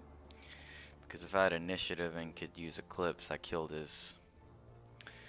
both of his heroes, and now I probably won't. Now we're stuck in that same crappy situation we were the game that we lost with this deck, where if we cast Eclipse here, let's see, 1, 2, 3, 4, 5. So one thing will stay alive. So one of these heroes will stay alive if we Eclipse here.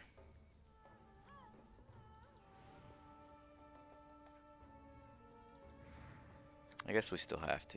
Eclipse! We could get both blue heroes. My cause is just. No. My blade is cruel.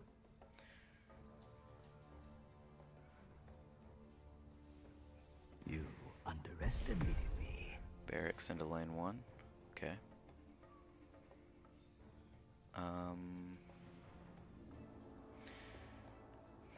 Do I scroll Lycan out of this lane and put him in lane 1? Or do I leave him here for now? Probably leave him here.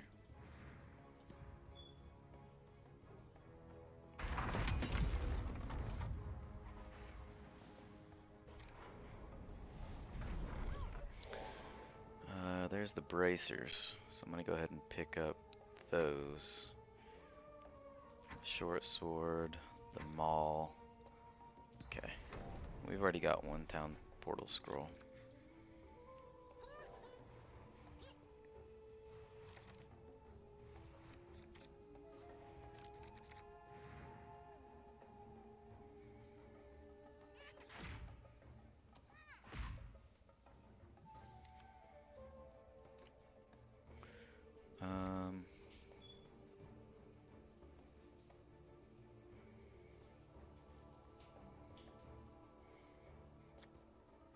No.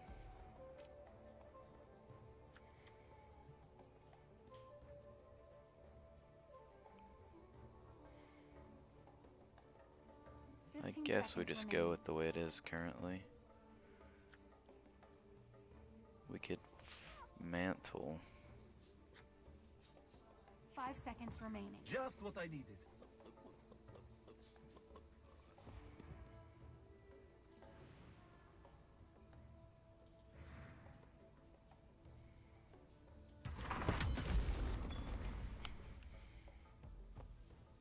He's got 3 heroes coming in next round.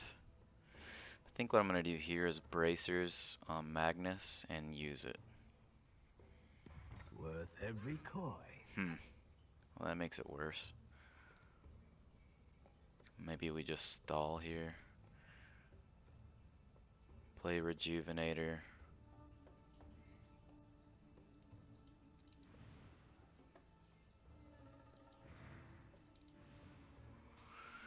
Or we could just save Rejuvenator for lane 1.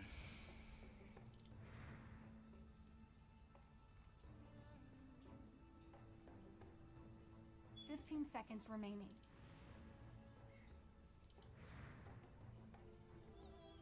Yeah, we probably just save that. I'm gonna go ahead and swap 5 these guys seconds out remaining. though. I'm lucky I'll survive this.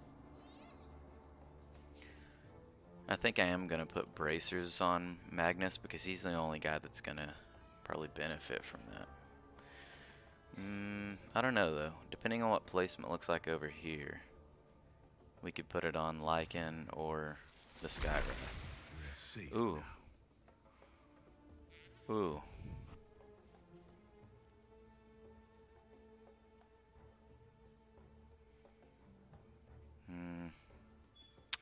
Yeah, I think we just keep this the way that it is.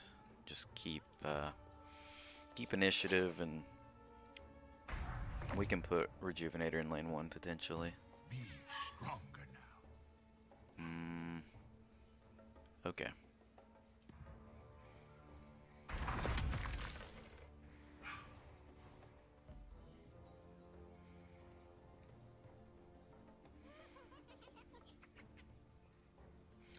See, -3 would be 14 and then +2, so I can scroll and play an equipment here.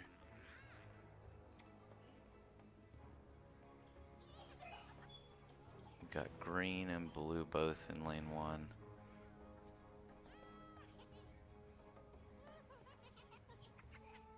But it's gotta be 15 seconds remaining. Luna.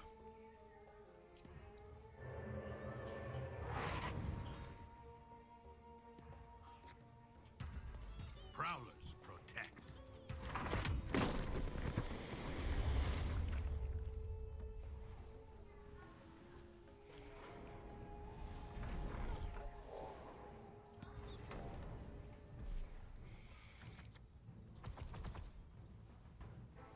Okay. So we're fighting for lane 1.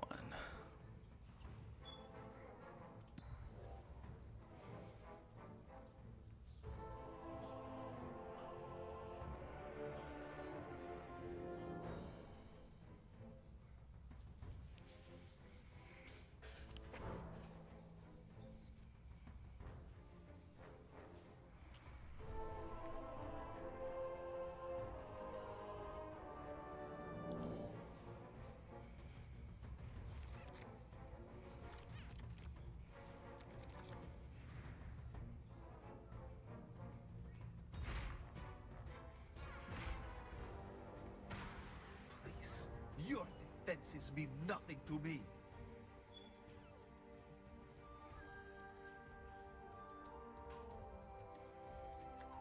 How my twists and drips.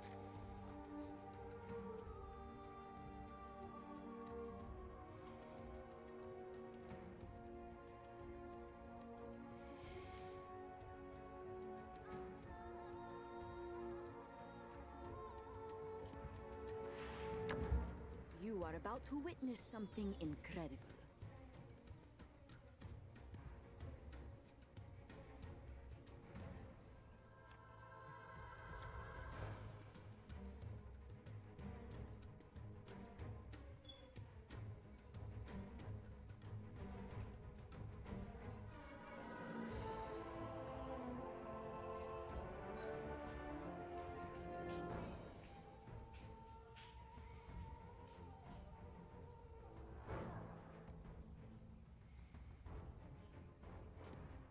I can feel the power course through me.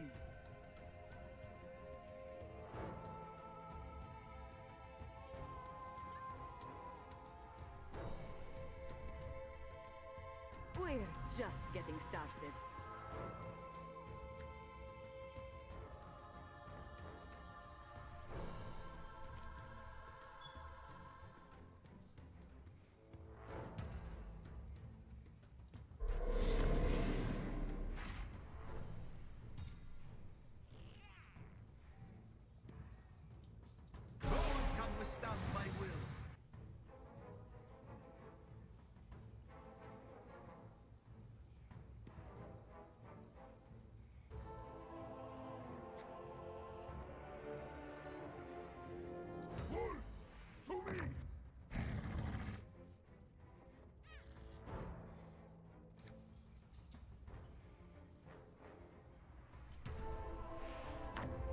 My life is irrelevant.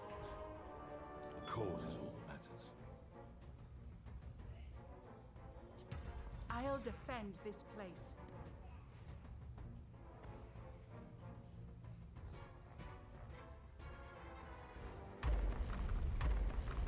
Alright. Concession.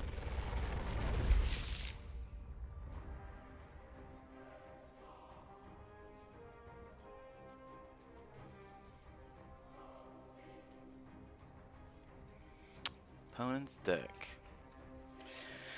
We had 2 Venomancers and a Prelix.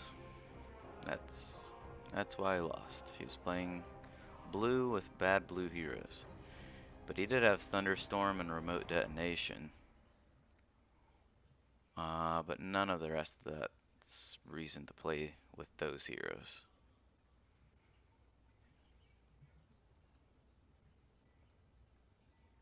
His green and red were fine though.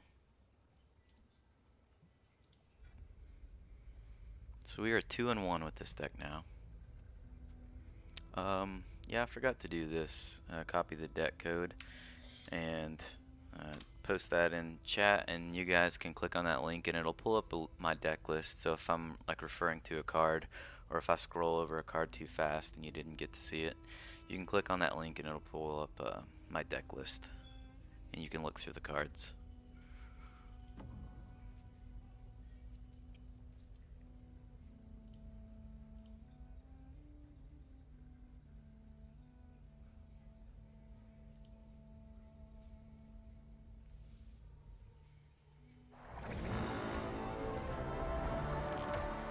Oh, an opposing Luna and a Lich, Bounty Hunter, Bristleback. Oh man, this will be a tough match. On the bright side, he is playing 3 colors, and 3 color decks tend to be a little inconsistent.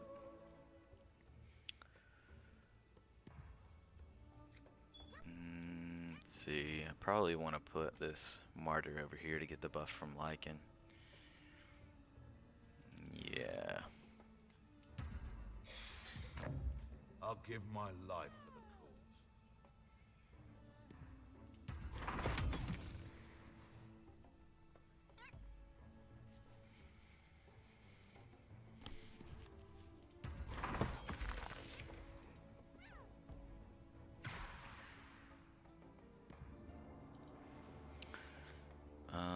I'm going to put Messenger Rookery in lane 1 so that I can make Lycan attack his Bounty Hunter next round. You can't hide from me.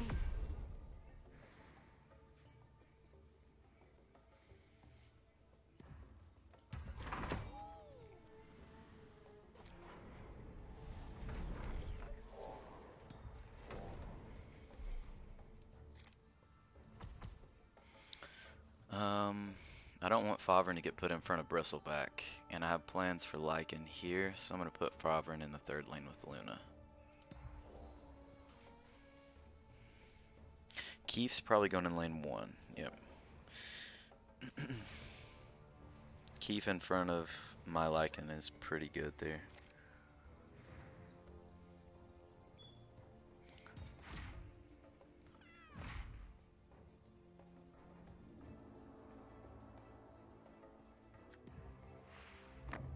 Brought this on yourself. Okay.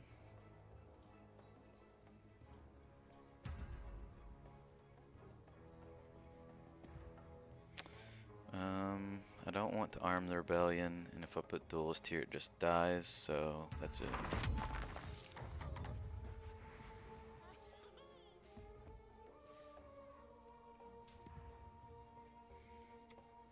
I could put duelist here and it could curve over to help attack Bristle.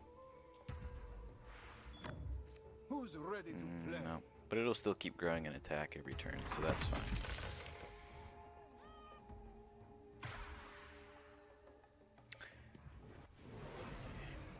Dimensional portal. If I arm the rebellion now, it's only going to affect 2 creeps, but it keeps them both alive. I mean, they are, I guess Farven's already keeping them alive though, so.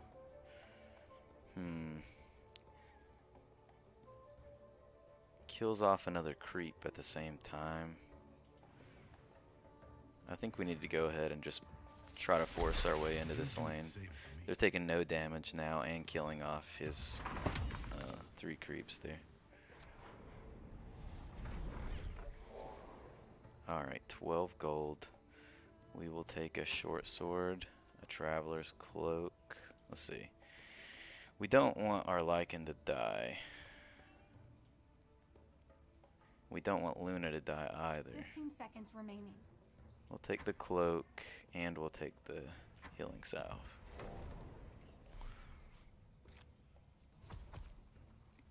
Lich. Oh man. That guy's gonna be tough. Alright, I'm not putting my Skywrath Mage in front of a Bristleback. If his Luna gets the upkeep 1 damage onto my Luna, that would be very painful. But I think I'm still putting my Skywrath over here as opposed to lane 3. I don't want 3 heroes down there. Lich in lane 2. Well, I mean, I wasn't going to fight for lane 2 anyway because of Bristle probably.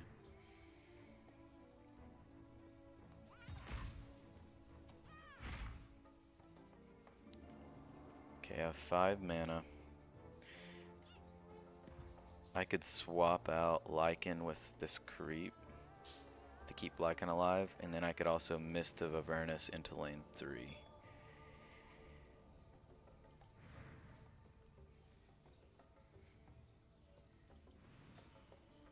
And then I could save Divine Intervention.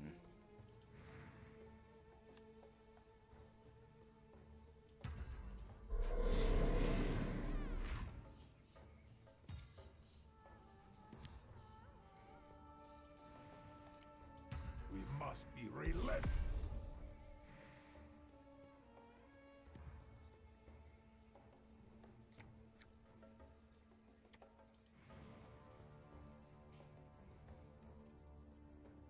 So I'll save my healing items for Luna and Magnus. But doesn't look like they're going to need attack items, so I'll go ahead and put this on the Skywrath. I will crush our enemies.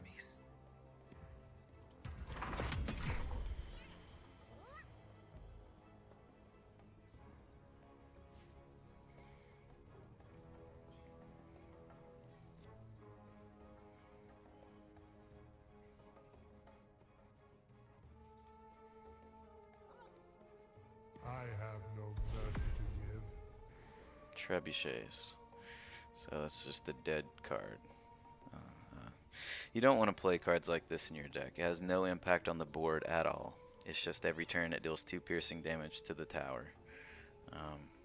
It's kind of like you didn't even get to draw a card there. Very rarely will that ever win you a game. This will help with survival.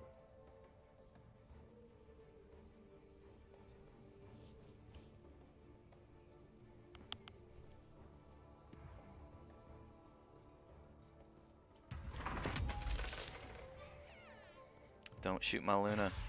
This will be useful. Alright, so I'm gonna try to healing salve my Luna. He fountain flask to fully heal his. My gratitude. I could Satyr Magician into this lane. I think that's probably a good idea. This is creeps attacking this one, so I could... Well, I think if I put this here, though, it'll change targets and attack my Satyr Magician. But we're still going to do it, I think. We don't have anything we need to play in this turn, but at least the Magician gets the buff from Avernus Blessing next turn. Limits are for the lesser.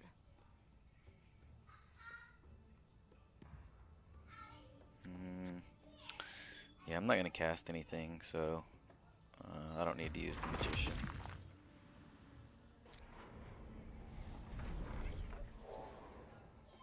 Okay, 5 gold. I think we're going to take the cloak.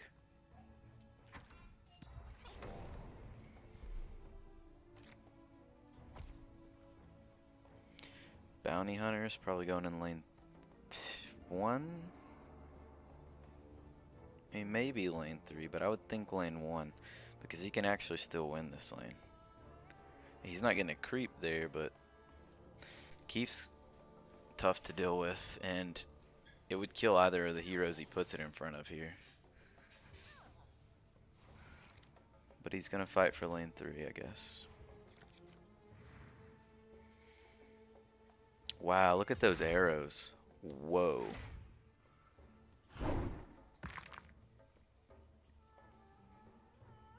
That's pretty impressive. Okay, so down here in this lane, we probably want to cast Thunderstorm. So if we just keep initiative, there's nothing we really have to do here.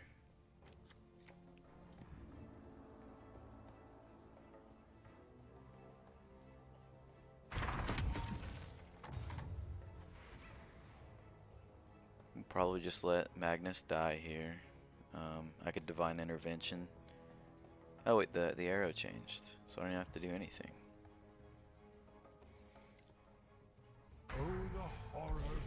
Another Trebuchet. Well, that's why this guy's gonna lose. I mean, he had great heroes, but he's playing like double Trebuchet.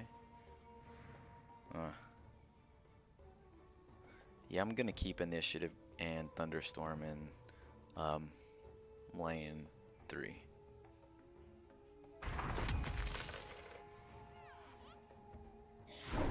Don't think you're safe. Pathetic.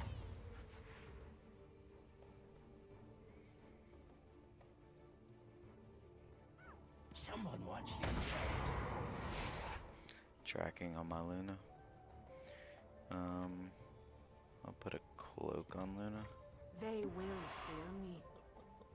What would I do with 6 mana here? Play a wolf? Probably. I have something special in store for you. Payday. That was a weak payday. I mean, I could save this creep, but with Divine Intervention, but I think that's probably a bad idea.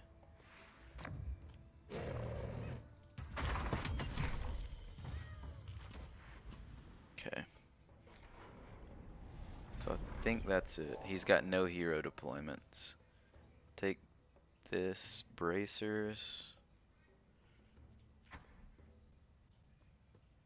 Take the stone hall and take the flask.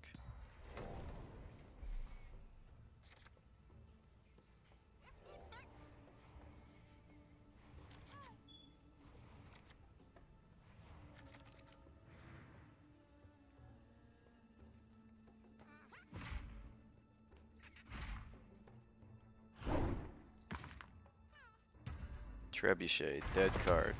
He had 2 of them. It's like playing the green card that just heals your fountain. It's not a good idea.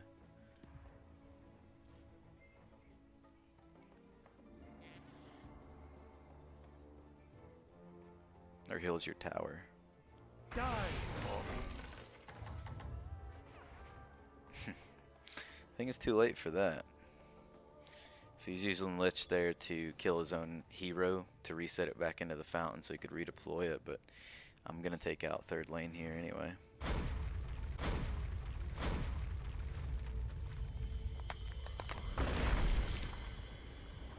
Initiative. Extremely, extremely important in this game. Gotta be careful not to give your opponent initiative if you're going into a lane where you need to cast something. Like there we had the Thunderstorm for lane 3, so we just didn't cast anything at all in the first 2 lanes, even though we could have. That way we keep initiative going into lane 3 and kill his entire board except for the bounty hunter. Alright, so he had new orders and a poise to strike. Those are pretty bad. 3 trebuchets. That's why I lost.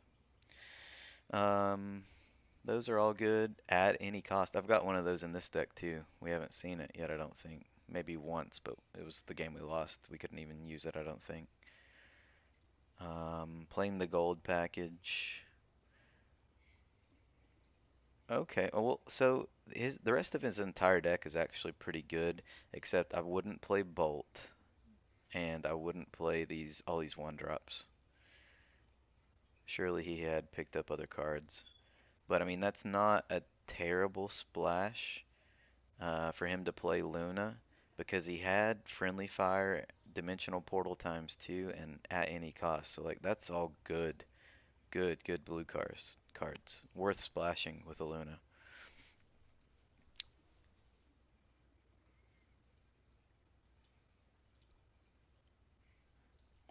All right, so we are 3-1. The dream's still alive. We got to pull out a couple more.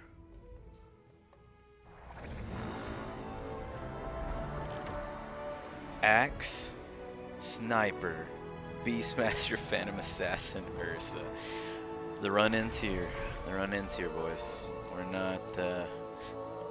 We are not beating this hero setup. He could run 10 trebuchets, and he would still beat us just off of heroes alone. What an insane hero setup he's got. Wow. Yeah, there's no win in this. Not happening. And my Lycan got put in front of Ursa. That's pretty brutal. I guess it could have been worse. It could have been Luna. 15 seconds remaining. Okay. We'll use the Martyr over here beside Lycan for the buff, and maybe even the arrow curves to hit his Ursa.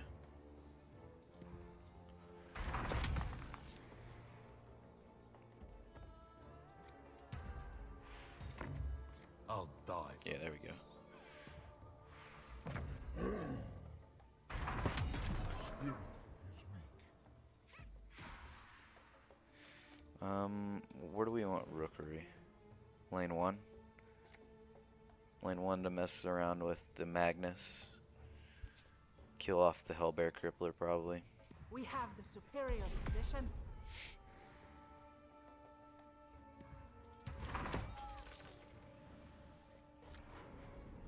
This is a good trigger from Luna to hit the creep. That way she could finish it off. Alright, where's he putting Beastmaster? Probably not lane 1. Probably lane 2, so he can keep fighting in lane 2, because Ursa's gonna die. Though, if he put it in lane... because if he put it in lane 3, I wouldn't be surprised either, because there's no creeps going there. And if he's got something that he can use to kill off my Luna with his Beastmaster. Probably lane 2, but it wouldn't surprise me if he's lane 3. I'm not going to fight Axe in lane 1. That would be stupid. So I think I'm going to deploy into lane... God, if Favren goes in front of the Phantom Assassin though, she just kills him. And I have no way to stop it. I think since Lycan's going to die here, I think we're putting Favren in lane 2. And he might do the same with Beastmaster. Yeah. So we see that our heroes are trading. We want to keep fighting in this lane. And so we put our heroes there, even though we could have put them in lane 3. Prowler. We're playing Bloom into this lane, maybe. Clear the deck. Oh, only gives heroes cleave, though. Alright, we're going to change the target of Magnus to the Crippler, I think.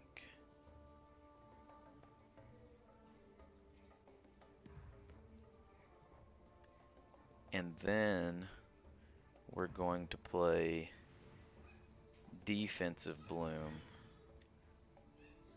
to soak some damage.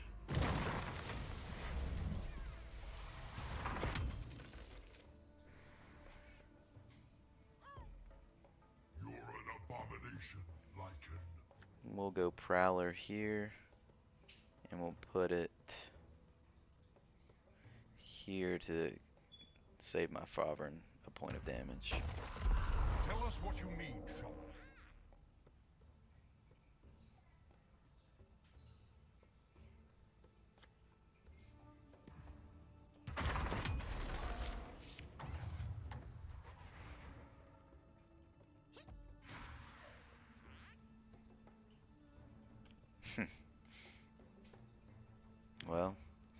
He's killing my Luna because he got the arrow, so I might as well use her to draw a card and target his Phantom Assassin. What a good arrow. Damn.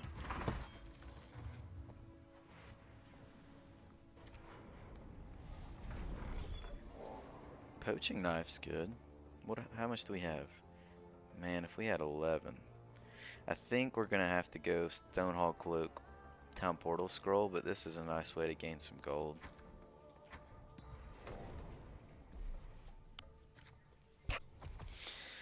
Alright, Skyrath's not going in front of Axe. No thank you. And I don't have a creep going into lane 3.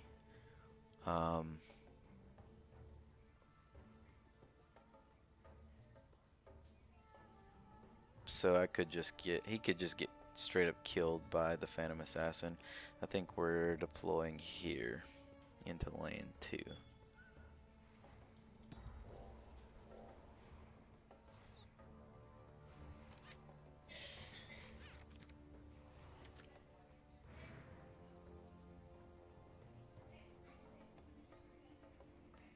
He bought 2 items there.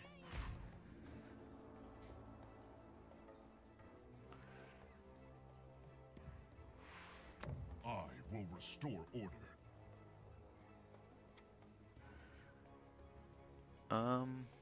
I think we buff up our Magnus to a 7 and change his target to Axe. Actually, let's start with a Stonehall Cloak. I needed this. And then we will empower. Oh, Axe can kill some people. That's with pretty this.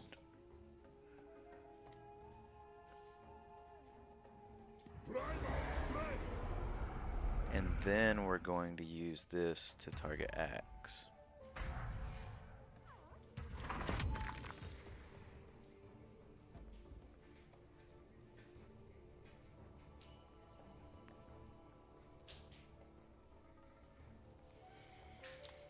I always strike first. It'll be a clean Hip fire. Okay. Guess we could scroll, play a Savage Wolf, and then scroll. Or I guess we could use this and still. Well, let's Savage Wolf first.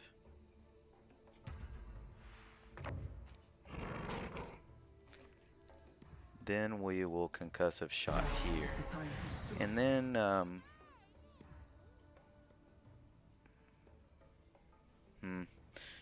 yeah, that still doesn't really justify letting the Farvan die.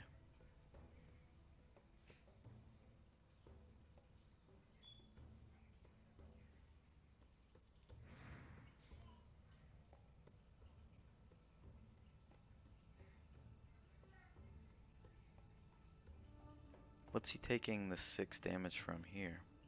15 seconds remaining.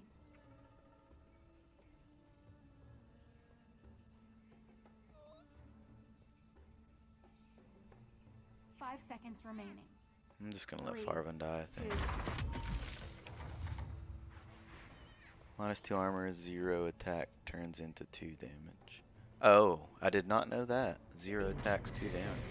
From aligning with the Oh, Court of Restore. wow, that's a pretty good bit of damage there. But I could just sweep this board up with Thunderstorm next round, I think. Try to keep initiative going into lane 3.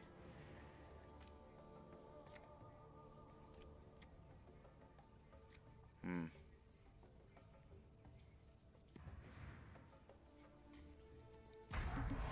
you.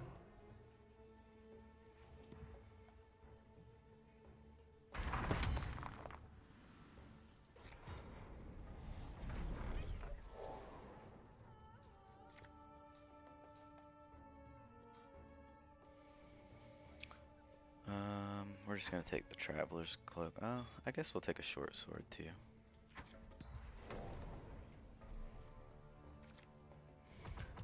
Alright. I need Luna to be in lane 3.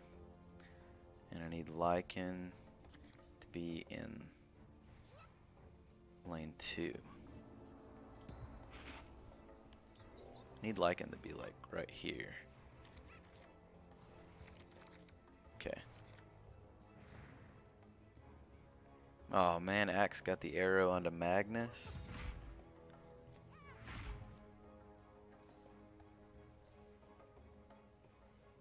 Good rebel decoy.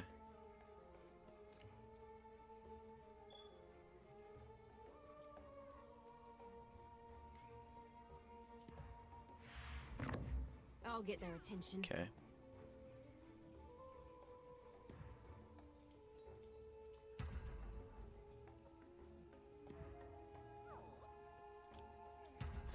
You can't hide from me. Hmm.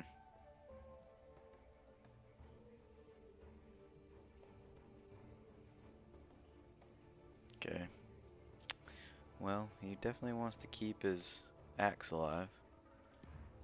Don't blame him.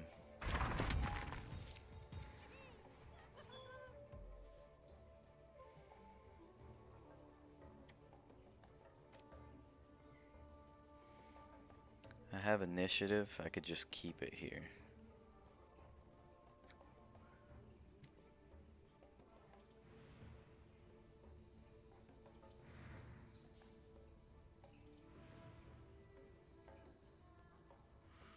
Then I can Mystic Flare.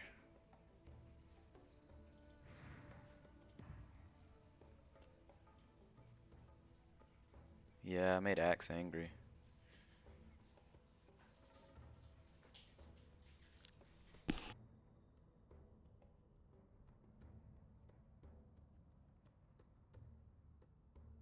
To me, old friend.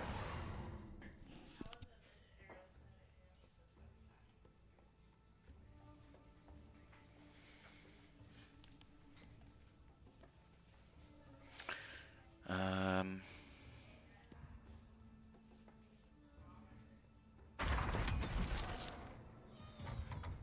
Okay, so let's see. Mystic Flare. How does Mystic Flare work with Luna? Or with, sorry, with Disciple? Like, is each point of damage actually 3 damage? Or 8, 9, 10, 11, 12, 13.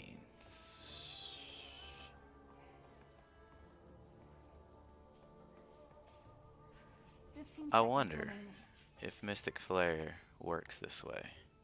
We're about to find out.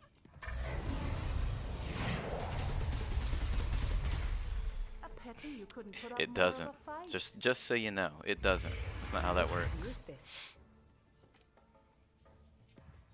Salamene provides. I don't fear the moonlight. I use it. Coup de grace. Okay. Well, that's that.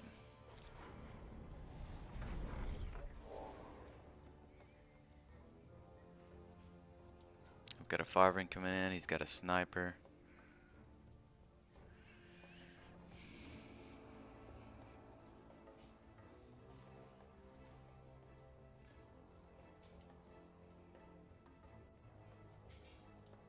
Seconds remaining. Blink dagger. Hell yes.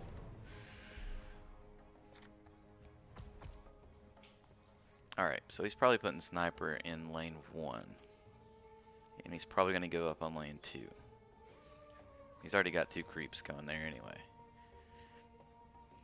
Looks like we need to fight lane 1. The problem is, he's at 7 mana now. Well, I guess he could even, at 6 he could have done it, but battles its enemy neighbors, all 3 of them. So he can make Axe battle, like if Favren ends up over here, he can just destroy me with Axe. But we gotta do it. We have to fight in lane 1. Oh, he's gonna still keep fighting in lane 2. Okay, so now I'm pretty happy about this. And Favren got good placement too.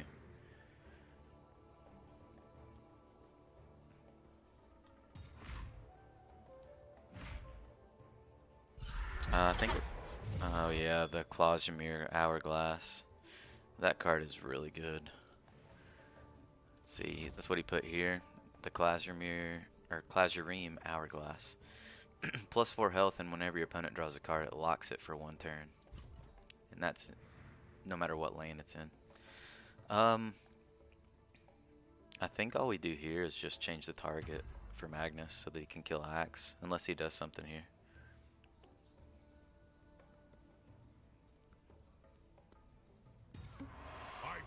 Fountain Flask. That's pretty good. What if we... That's only an additional 2 damage.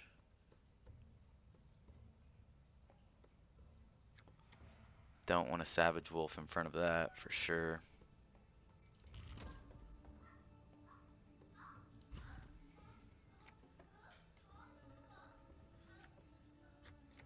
Okay, I think we just pass here. 15 seconds remaining. We've got initiative, so we can Thunderstorm. My wolves will tear your throats out. Shouldn't we minus armor first? I mean, we lose initiative, so he could just cast Assassinate on my only blue hero, which is who he would use it on for sure. But if we could pull off the armor plus the Thunderstorm. 15 seconds remaining. I think we just Thunderstorm though. You were a worthy opponent, and so I give the gift of mercy. Bye-bye. He sniped Lycan. That I didn't expect. Okay. And now I have initiative. So if I keep this and I put Luna in this lane, it's not piercing, so it won't kill Axe. And that thing has armor too. Yeah, I guess. I mean, I could draw one of Luna's cards though. She's going in lane 1, I think. Maybe we just blink one of the green heroes into lane 2 then. Okay. I'm just gonna leave it like this.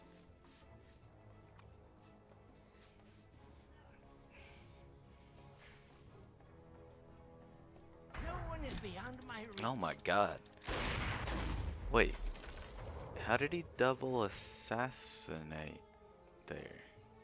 Oh, he didn't. He headshotted. Oh, he headshotted. I thought he cast Assassinate and he used the ability. Wow, that's brutal.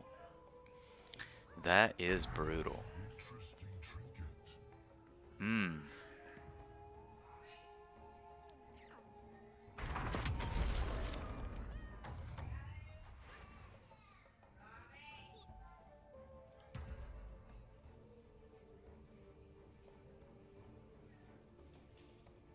It's all according to plan.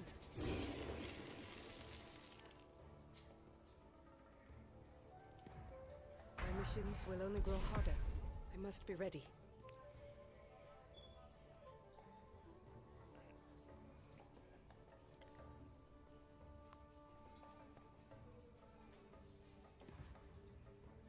It's a lot of gold you've got there.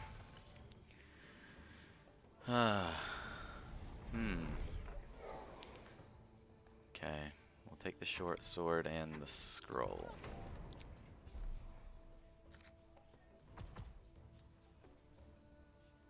I think we still got to put Luna in lane 1. And then we can put Blink Dagger on one of the green heroes, probably Farvon, and jump him down into lane 2.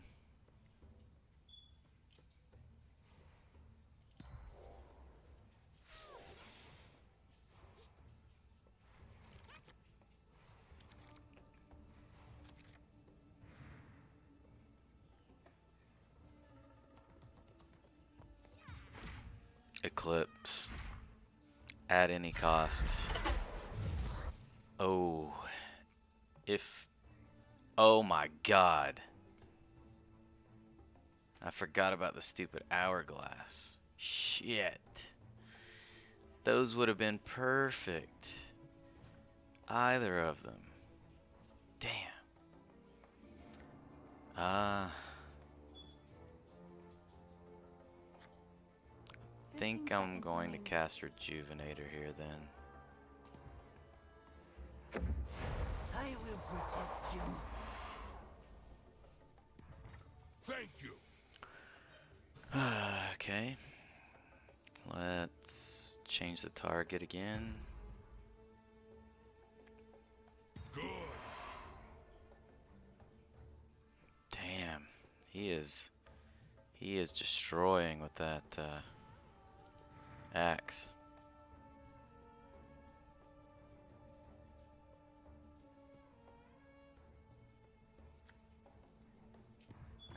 Perfect. I have you now.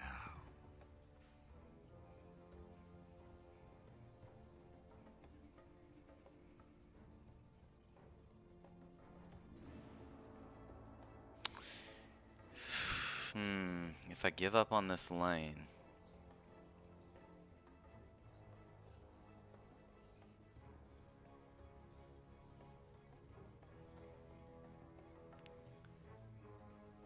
It means I've got to fight lane 3. 15 seconds remaining.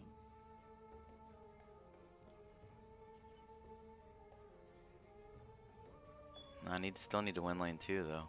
5 seconds remaining.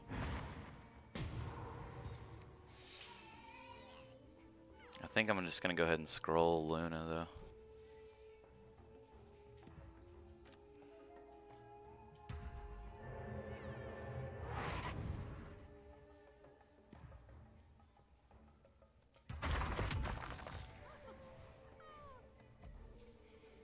You say you're a friend of the forest, Beastmaster. It's time you prove it.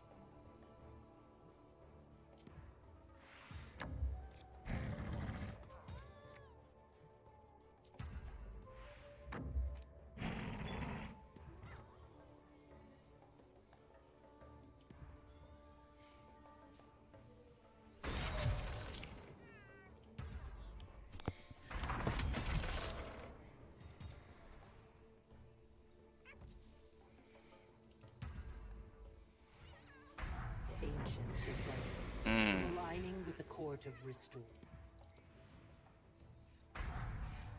Nothing will get between me and my quarry. Eclipse should be pretty good though.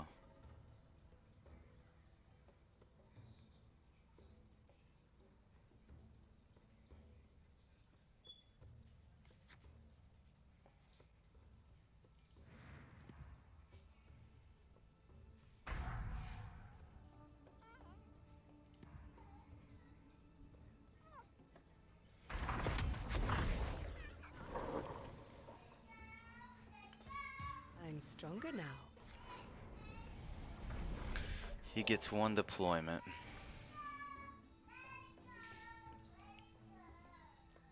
I think we're gonna take the scroll just in case we have to scroll out of lane 2. 15 seconds remaining.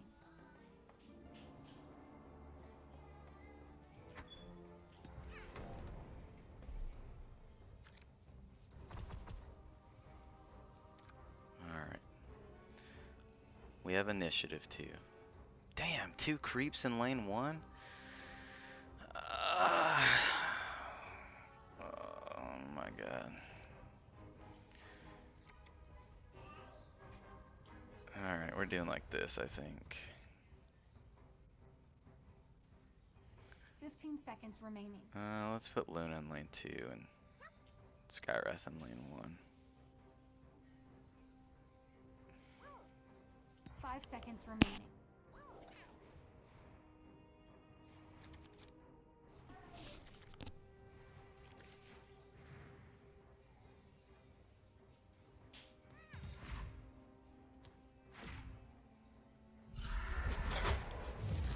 Alright, so we can at any cost.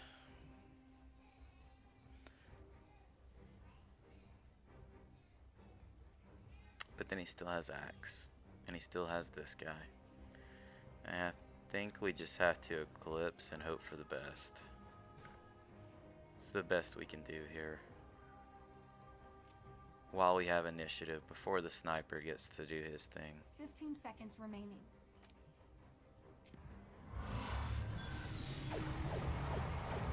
Yes! Got the axe.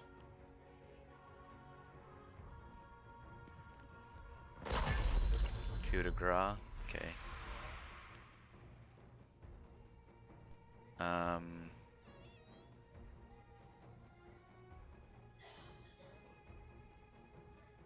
I guess we have to add any cost then. Otherwise we take lethal on tower. We get to keep Lycan at least.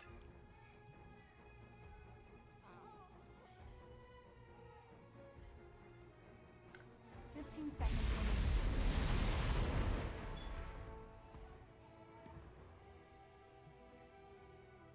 1 minute until forced surrender. I needed this.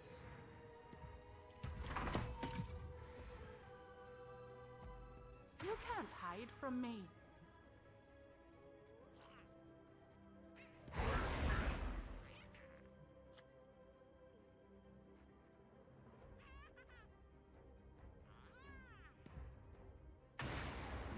Your jungle protects its own. Oh shit, that thing had 4 armor. That was dumb. Jesus Christ.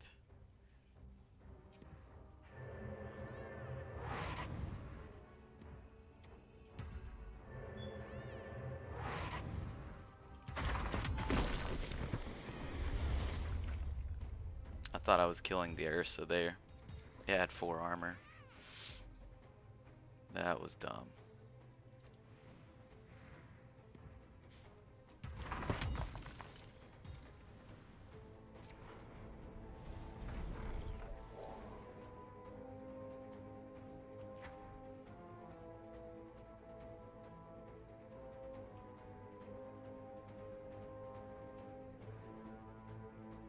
Can't let this. 15 seconds remaining.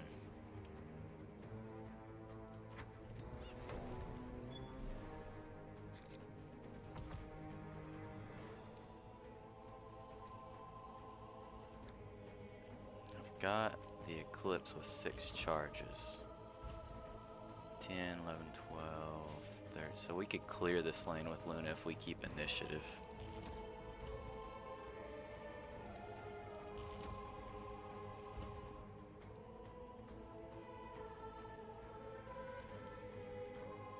Seconds remaining. Wait, what the hell?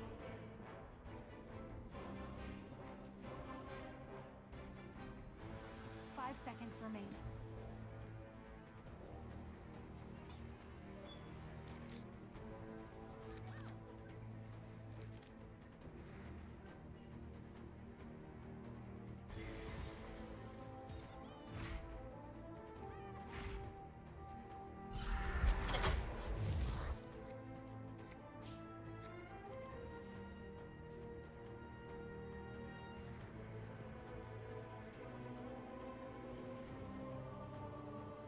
I need to keep initiative here. He's getting both axe and sniper back next round though. That's brutal. But at least I can wipe up this board.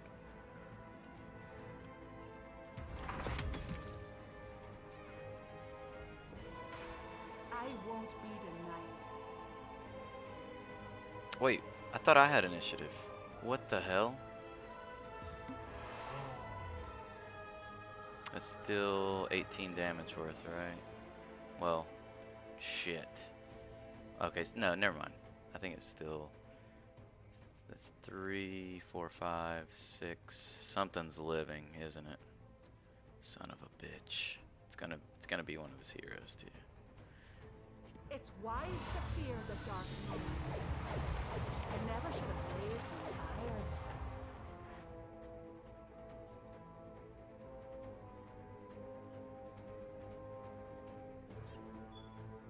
Hmm. 1 minute until forced surrender. I'm not afraid to pick up arms.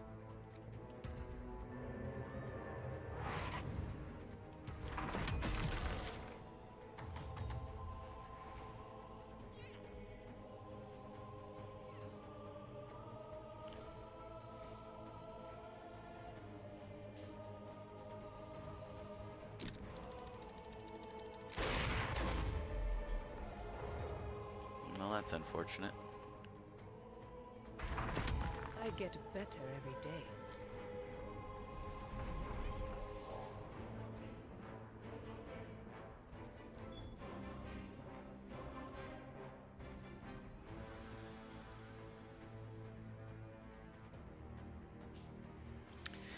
That's a total of 10 siege.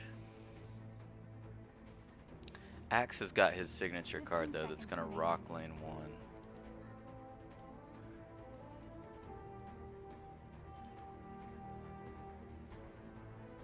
5 seconds remaining. We can intimidate Axe. 3, 2, 1.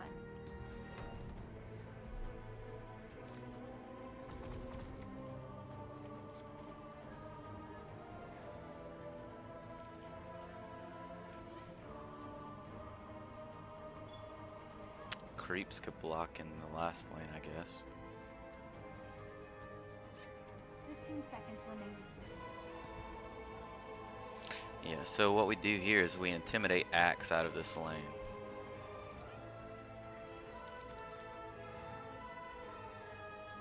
So that he can't use his signature card.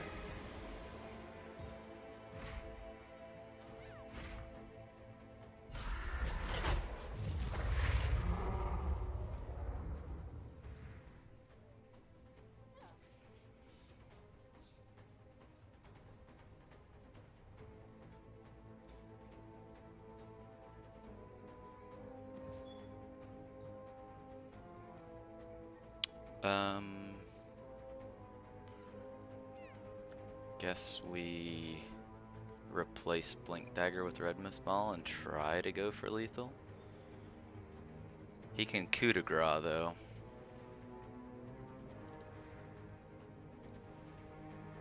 So we'd be better like home field advantaging down here, or do we just try to go lethal?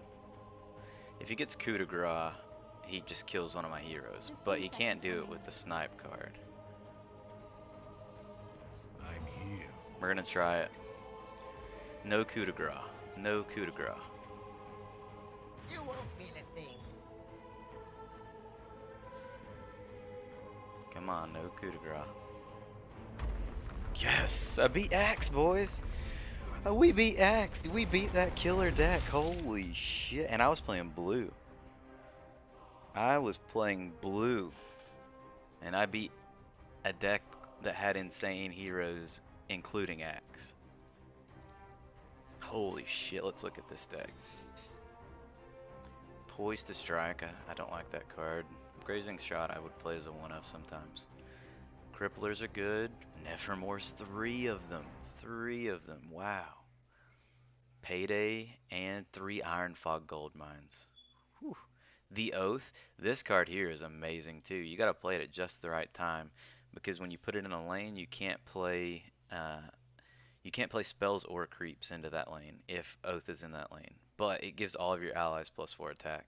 It's like a Nevermore on steroids.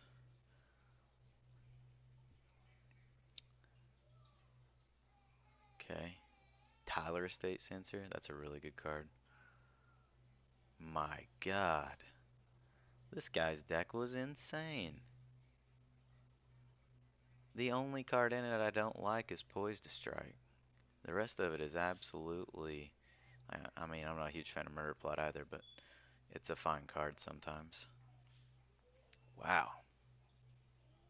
Damn. Whew. Well, that was a fun match. That was a fun match. That means that we are 1 win away. We lost our very first game with this deck. Very first game. I blame Luna RNG, but nah, we played. We could have done several different plays that first game to potentially have stayed in a bit longer. Don't know that we would have won, but we could have lived a bit longer.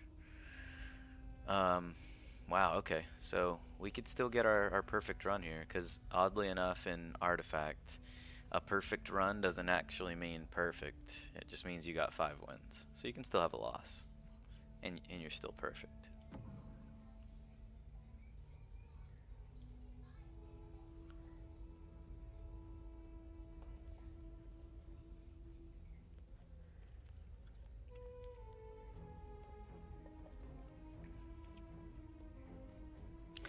So we're getting what, 2 packs and 2 tickets, worst case scenario. Did you second run last night end up 5-0 or 5-0? We won both of those drafts 5-0 last night. 2 Zeus, Magnus, and Lycan. Wow. 2 Zeus. That means he's got 6 copies of Thunder God's Wrath. Wow. Yeah, that Drow Ranger deck was even more busted than the deck that we 5-0'd right before that. Drow Ranger is just ridiculous. Alright, Messenger Rookery. It was really good last game. Maybe we put Messenger Rookery in lane 2, and then we can, yeah, then we can attack Farvan instead of this creep. Yeah. The moon bids ill tidings on you.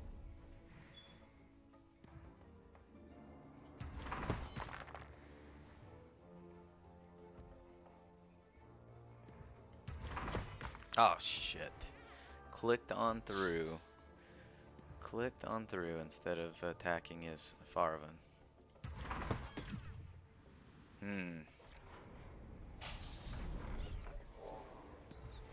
I was just looking at my hand thinking I have nothing I can cast. Yikes. Okay, yeah, we're putting this in the first lane. He's going first lane as well. Both of his creeps went first lane too.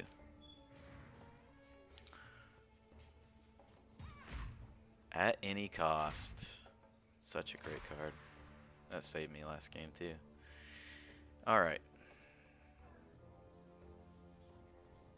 4 mana. Prowler Vanguard.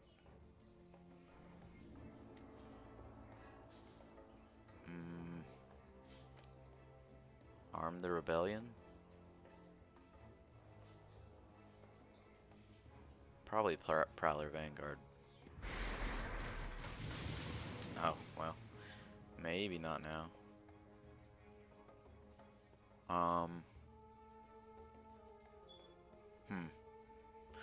Zeus is still dying. A creep's still dying. Luna's living. I think maybe we just Prowler Vanguard here to keep this creep alive.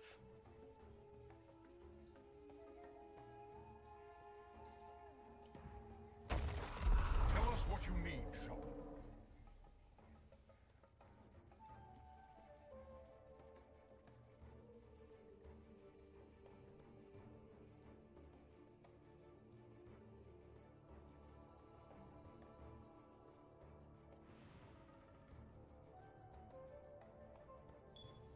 I guess since we didn't attack Farvan last round, we just kill off the creep this round.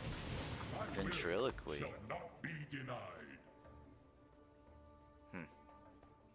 Oh, well, that sucks. Kills off my creep.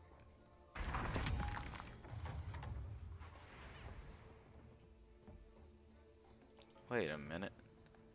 Wait a minute. How did my Luna die?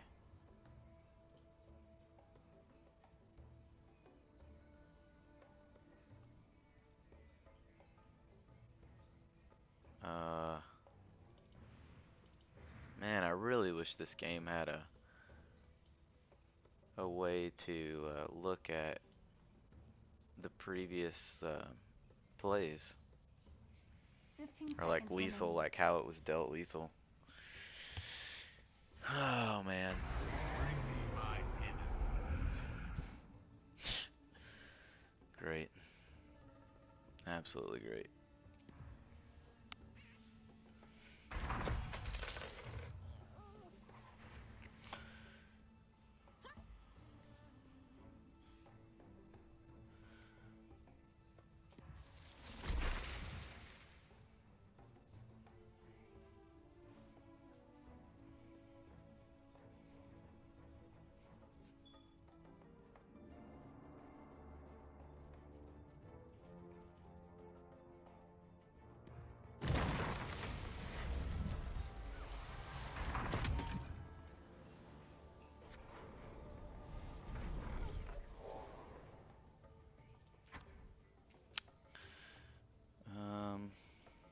Probably the potion.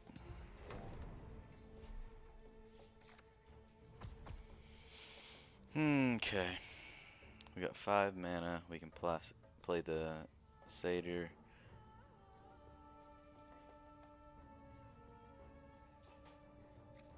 He's got 2 creeps going mid lane.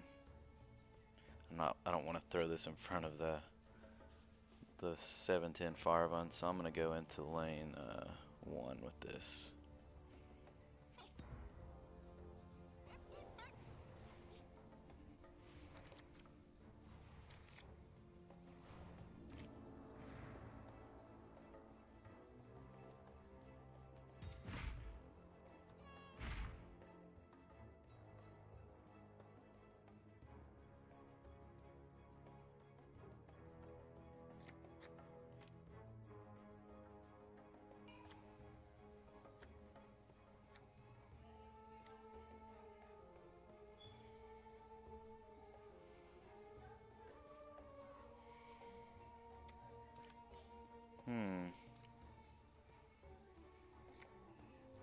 Oops. 15 seconds remaining. Allow me to beguile your senses. We'll play the magician, use its ability, and then play the Vanguard probably. Okay, well maybe at this point we play the Intimidate and throw Magnus into a different lane.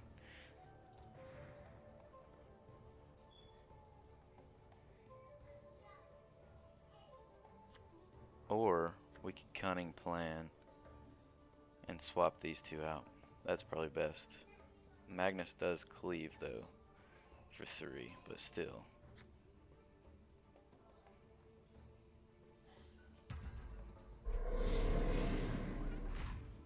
And we can even concussive shot here also.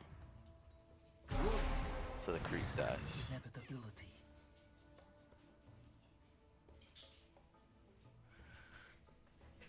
Oh wow, I forgot. Never mind. So we're gonna lose the satyr anyway. Don't know that was the best play.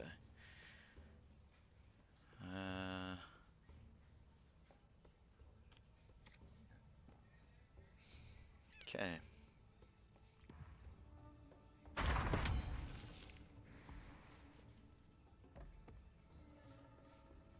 Should have just intimidated.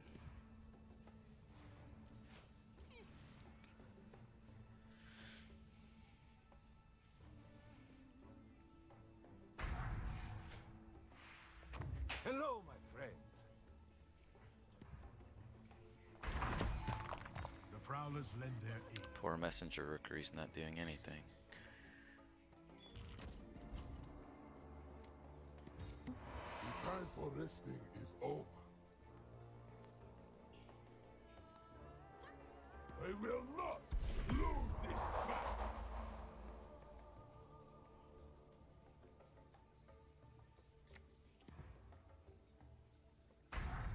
I am not accustomed to finery.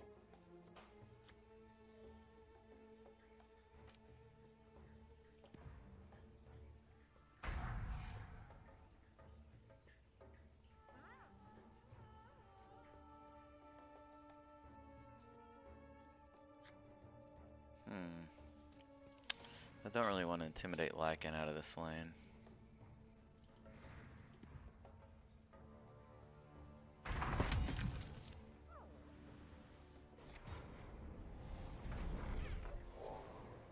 We do want the scroll though.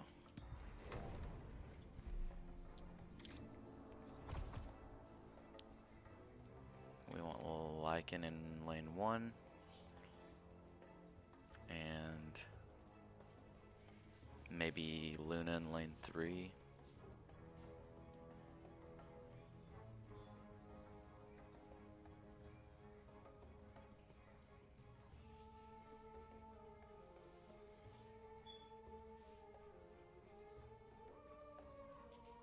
Yeah.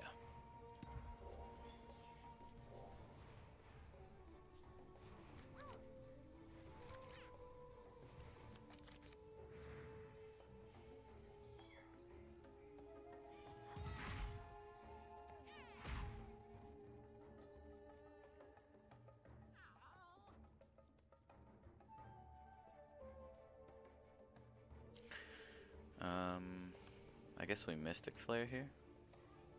Start with the Flare.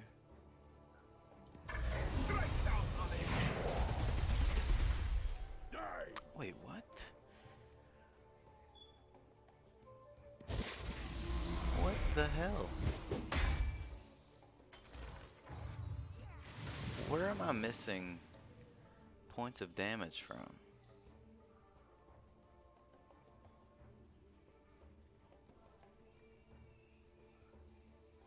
Do I not know what that card does? 12 damage evenly divided.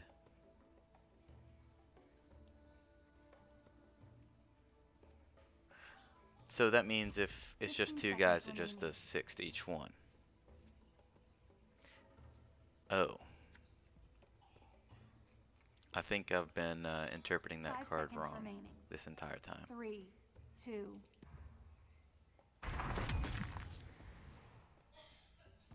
I thought it just randomly distributed 12 damage among those guys. So if it's 3 guys, it's going to deal 4 damage to each one, regardless how much health it has. And if it's 2 guys, it's going to deal 6 damage each one, regardless how much health it has.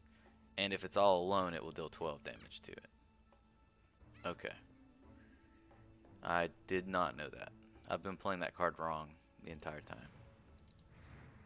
That's where the missing damage is coming from. Damn. Well. Yeah. I guess we're gonna have to... I guess we could start with Eclipse for 4. 1, 2, 3, 4. So one of those is gonna stay alive. But at least one of the heroes dies here. And maybe both, right? No. 1, 2, 3, 4. Actually, he could keep Zeus and the creep if it hits Zeus twice. But I think we need to do this here anyway. 15 seconds remaining. Blessed be the night. This day is mine! And now we can scroll our Luna back.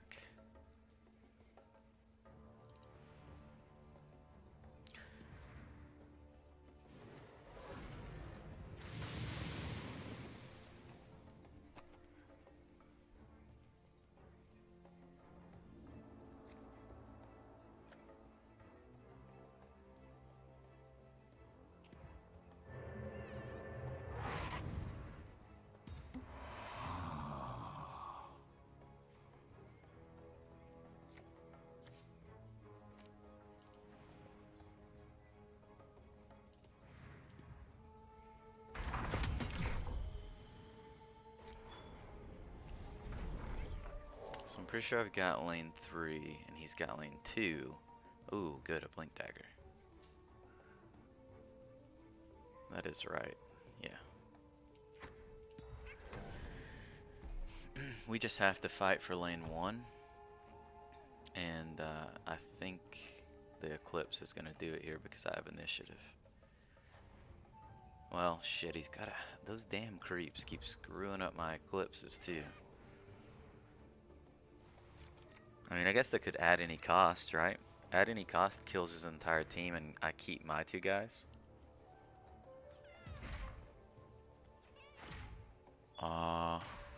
There is no Because if I Eclipse here for 5 charges, that could be 1, 2, 3, 4, 5. So he could still keep... He could keep 1 guy.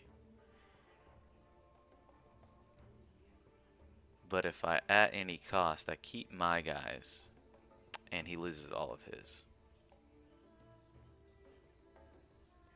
I think this is correct.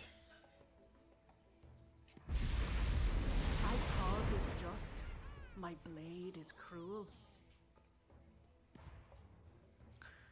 And then I got 4 more mana. I can Savage Wolf. Right, because that lane's dead. Come, my friends. And then he's going to cast Thunder God's Wrath from lane 3. So if I can save one of these guys from dying, who would it be?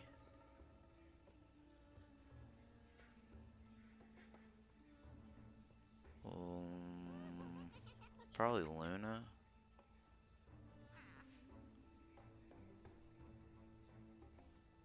So that I can Eclipse next turn. Or Lycan intimidates his own Lycan out.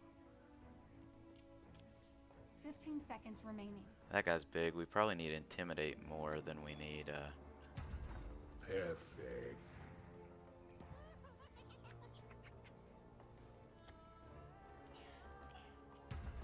The wolves will feast on the bodies of our enemies.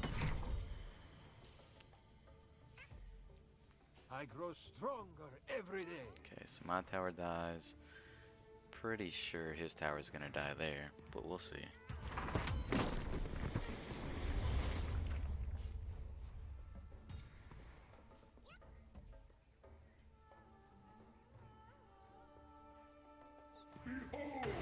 There's the Thunder Gods, but it only kills Luna.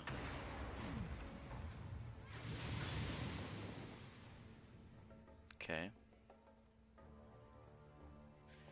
But we do need the lethal on this lane. So I'm gonna have to leave.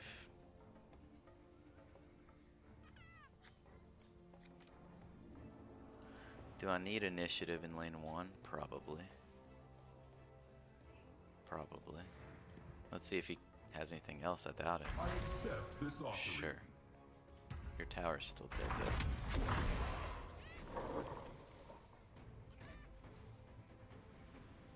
I made it. Gonna be hit or miss though. Internet isn't great. What's up, Caleb? How was what'd you do at Adrian's? What were you guys up to? Item. We have 12 gold, so we probably want this, this, and this. We probably want to. I guess we're going all in lane 1. He only gets a Lycan.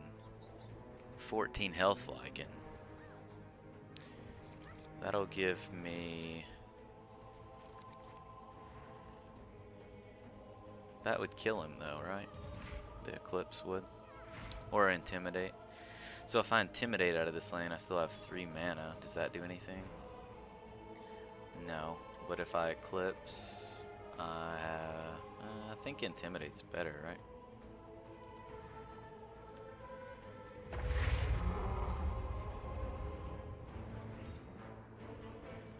That's it.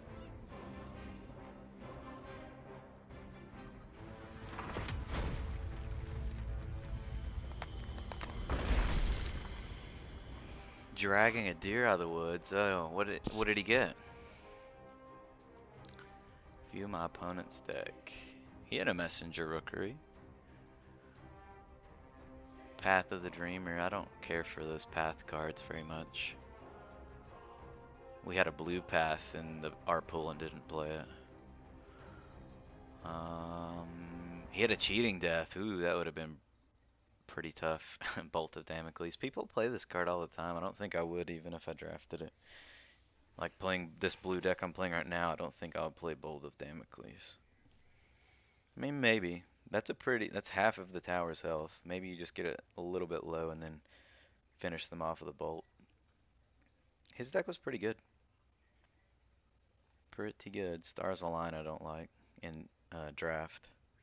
2 Zeuses was brutal with a Lycan. How have the runs been? He got an 8-pointer. Sweet. Did you have to help him clean it, or he just helped him drag it out of the woods? We got it, boys. I lost. So this is the first run of the day, Caleb, and I lost the first game with this deck. I played Luna's card wrong, and apparently I've been playing Skywrath Mage's signature card wrong too. So I hate blue anyway, but I need to get better at playing with the cards. And so we got Luna in pack 1 and ended up we're like, all right, well, Luna's the best blue hero. We got to take her, and it paid off. We got our perfect run out of it. So it's 3 perfect runs in a row. I lost that game 1 and didn't think, I was like, man, I drafted blue. I'm not going to get a perfect run now. and then we won 5 straight. So that was pretty sweet.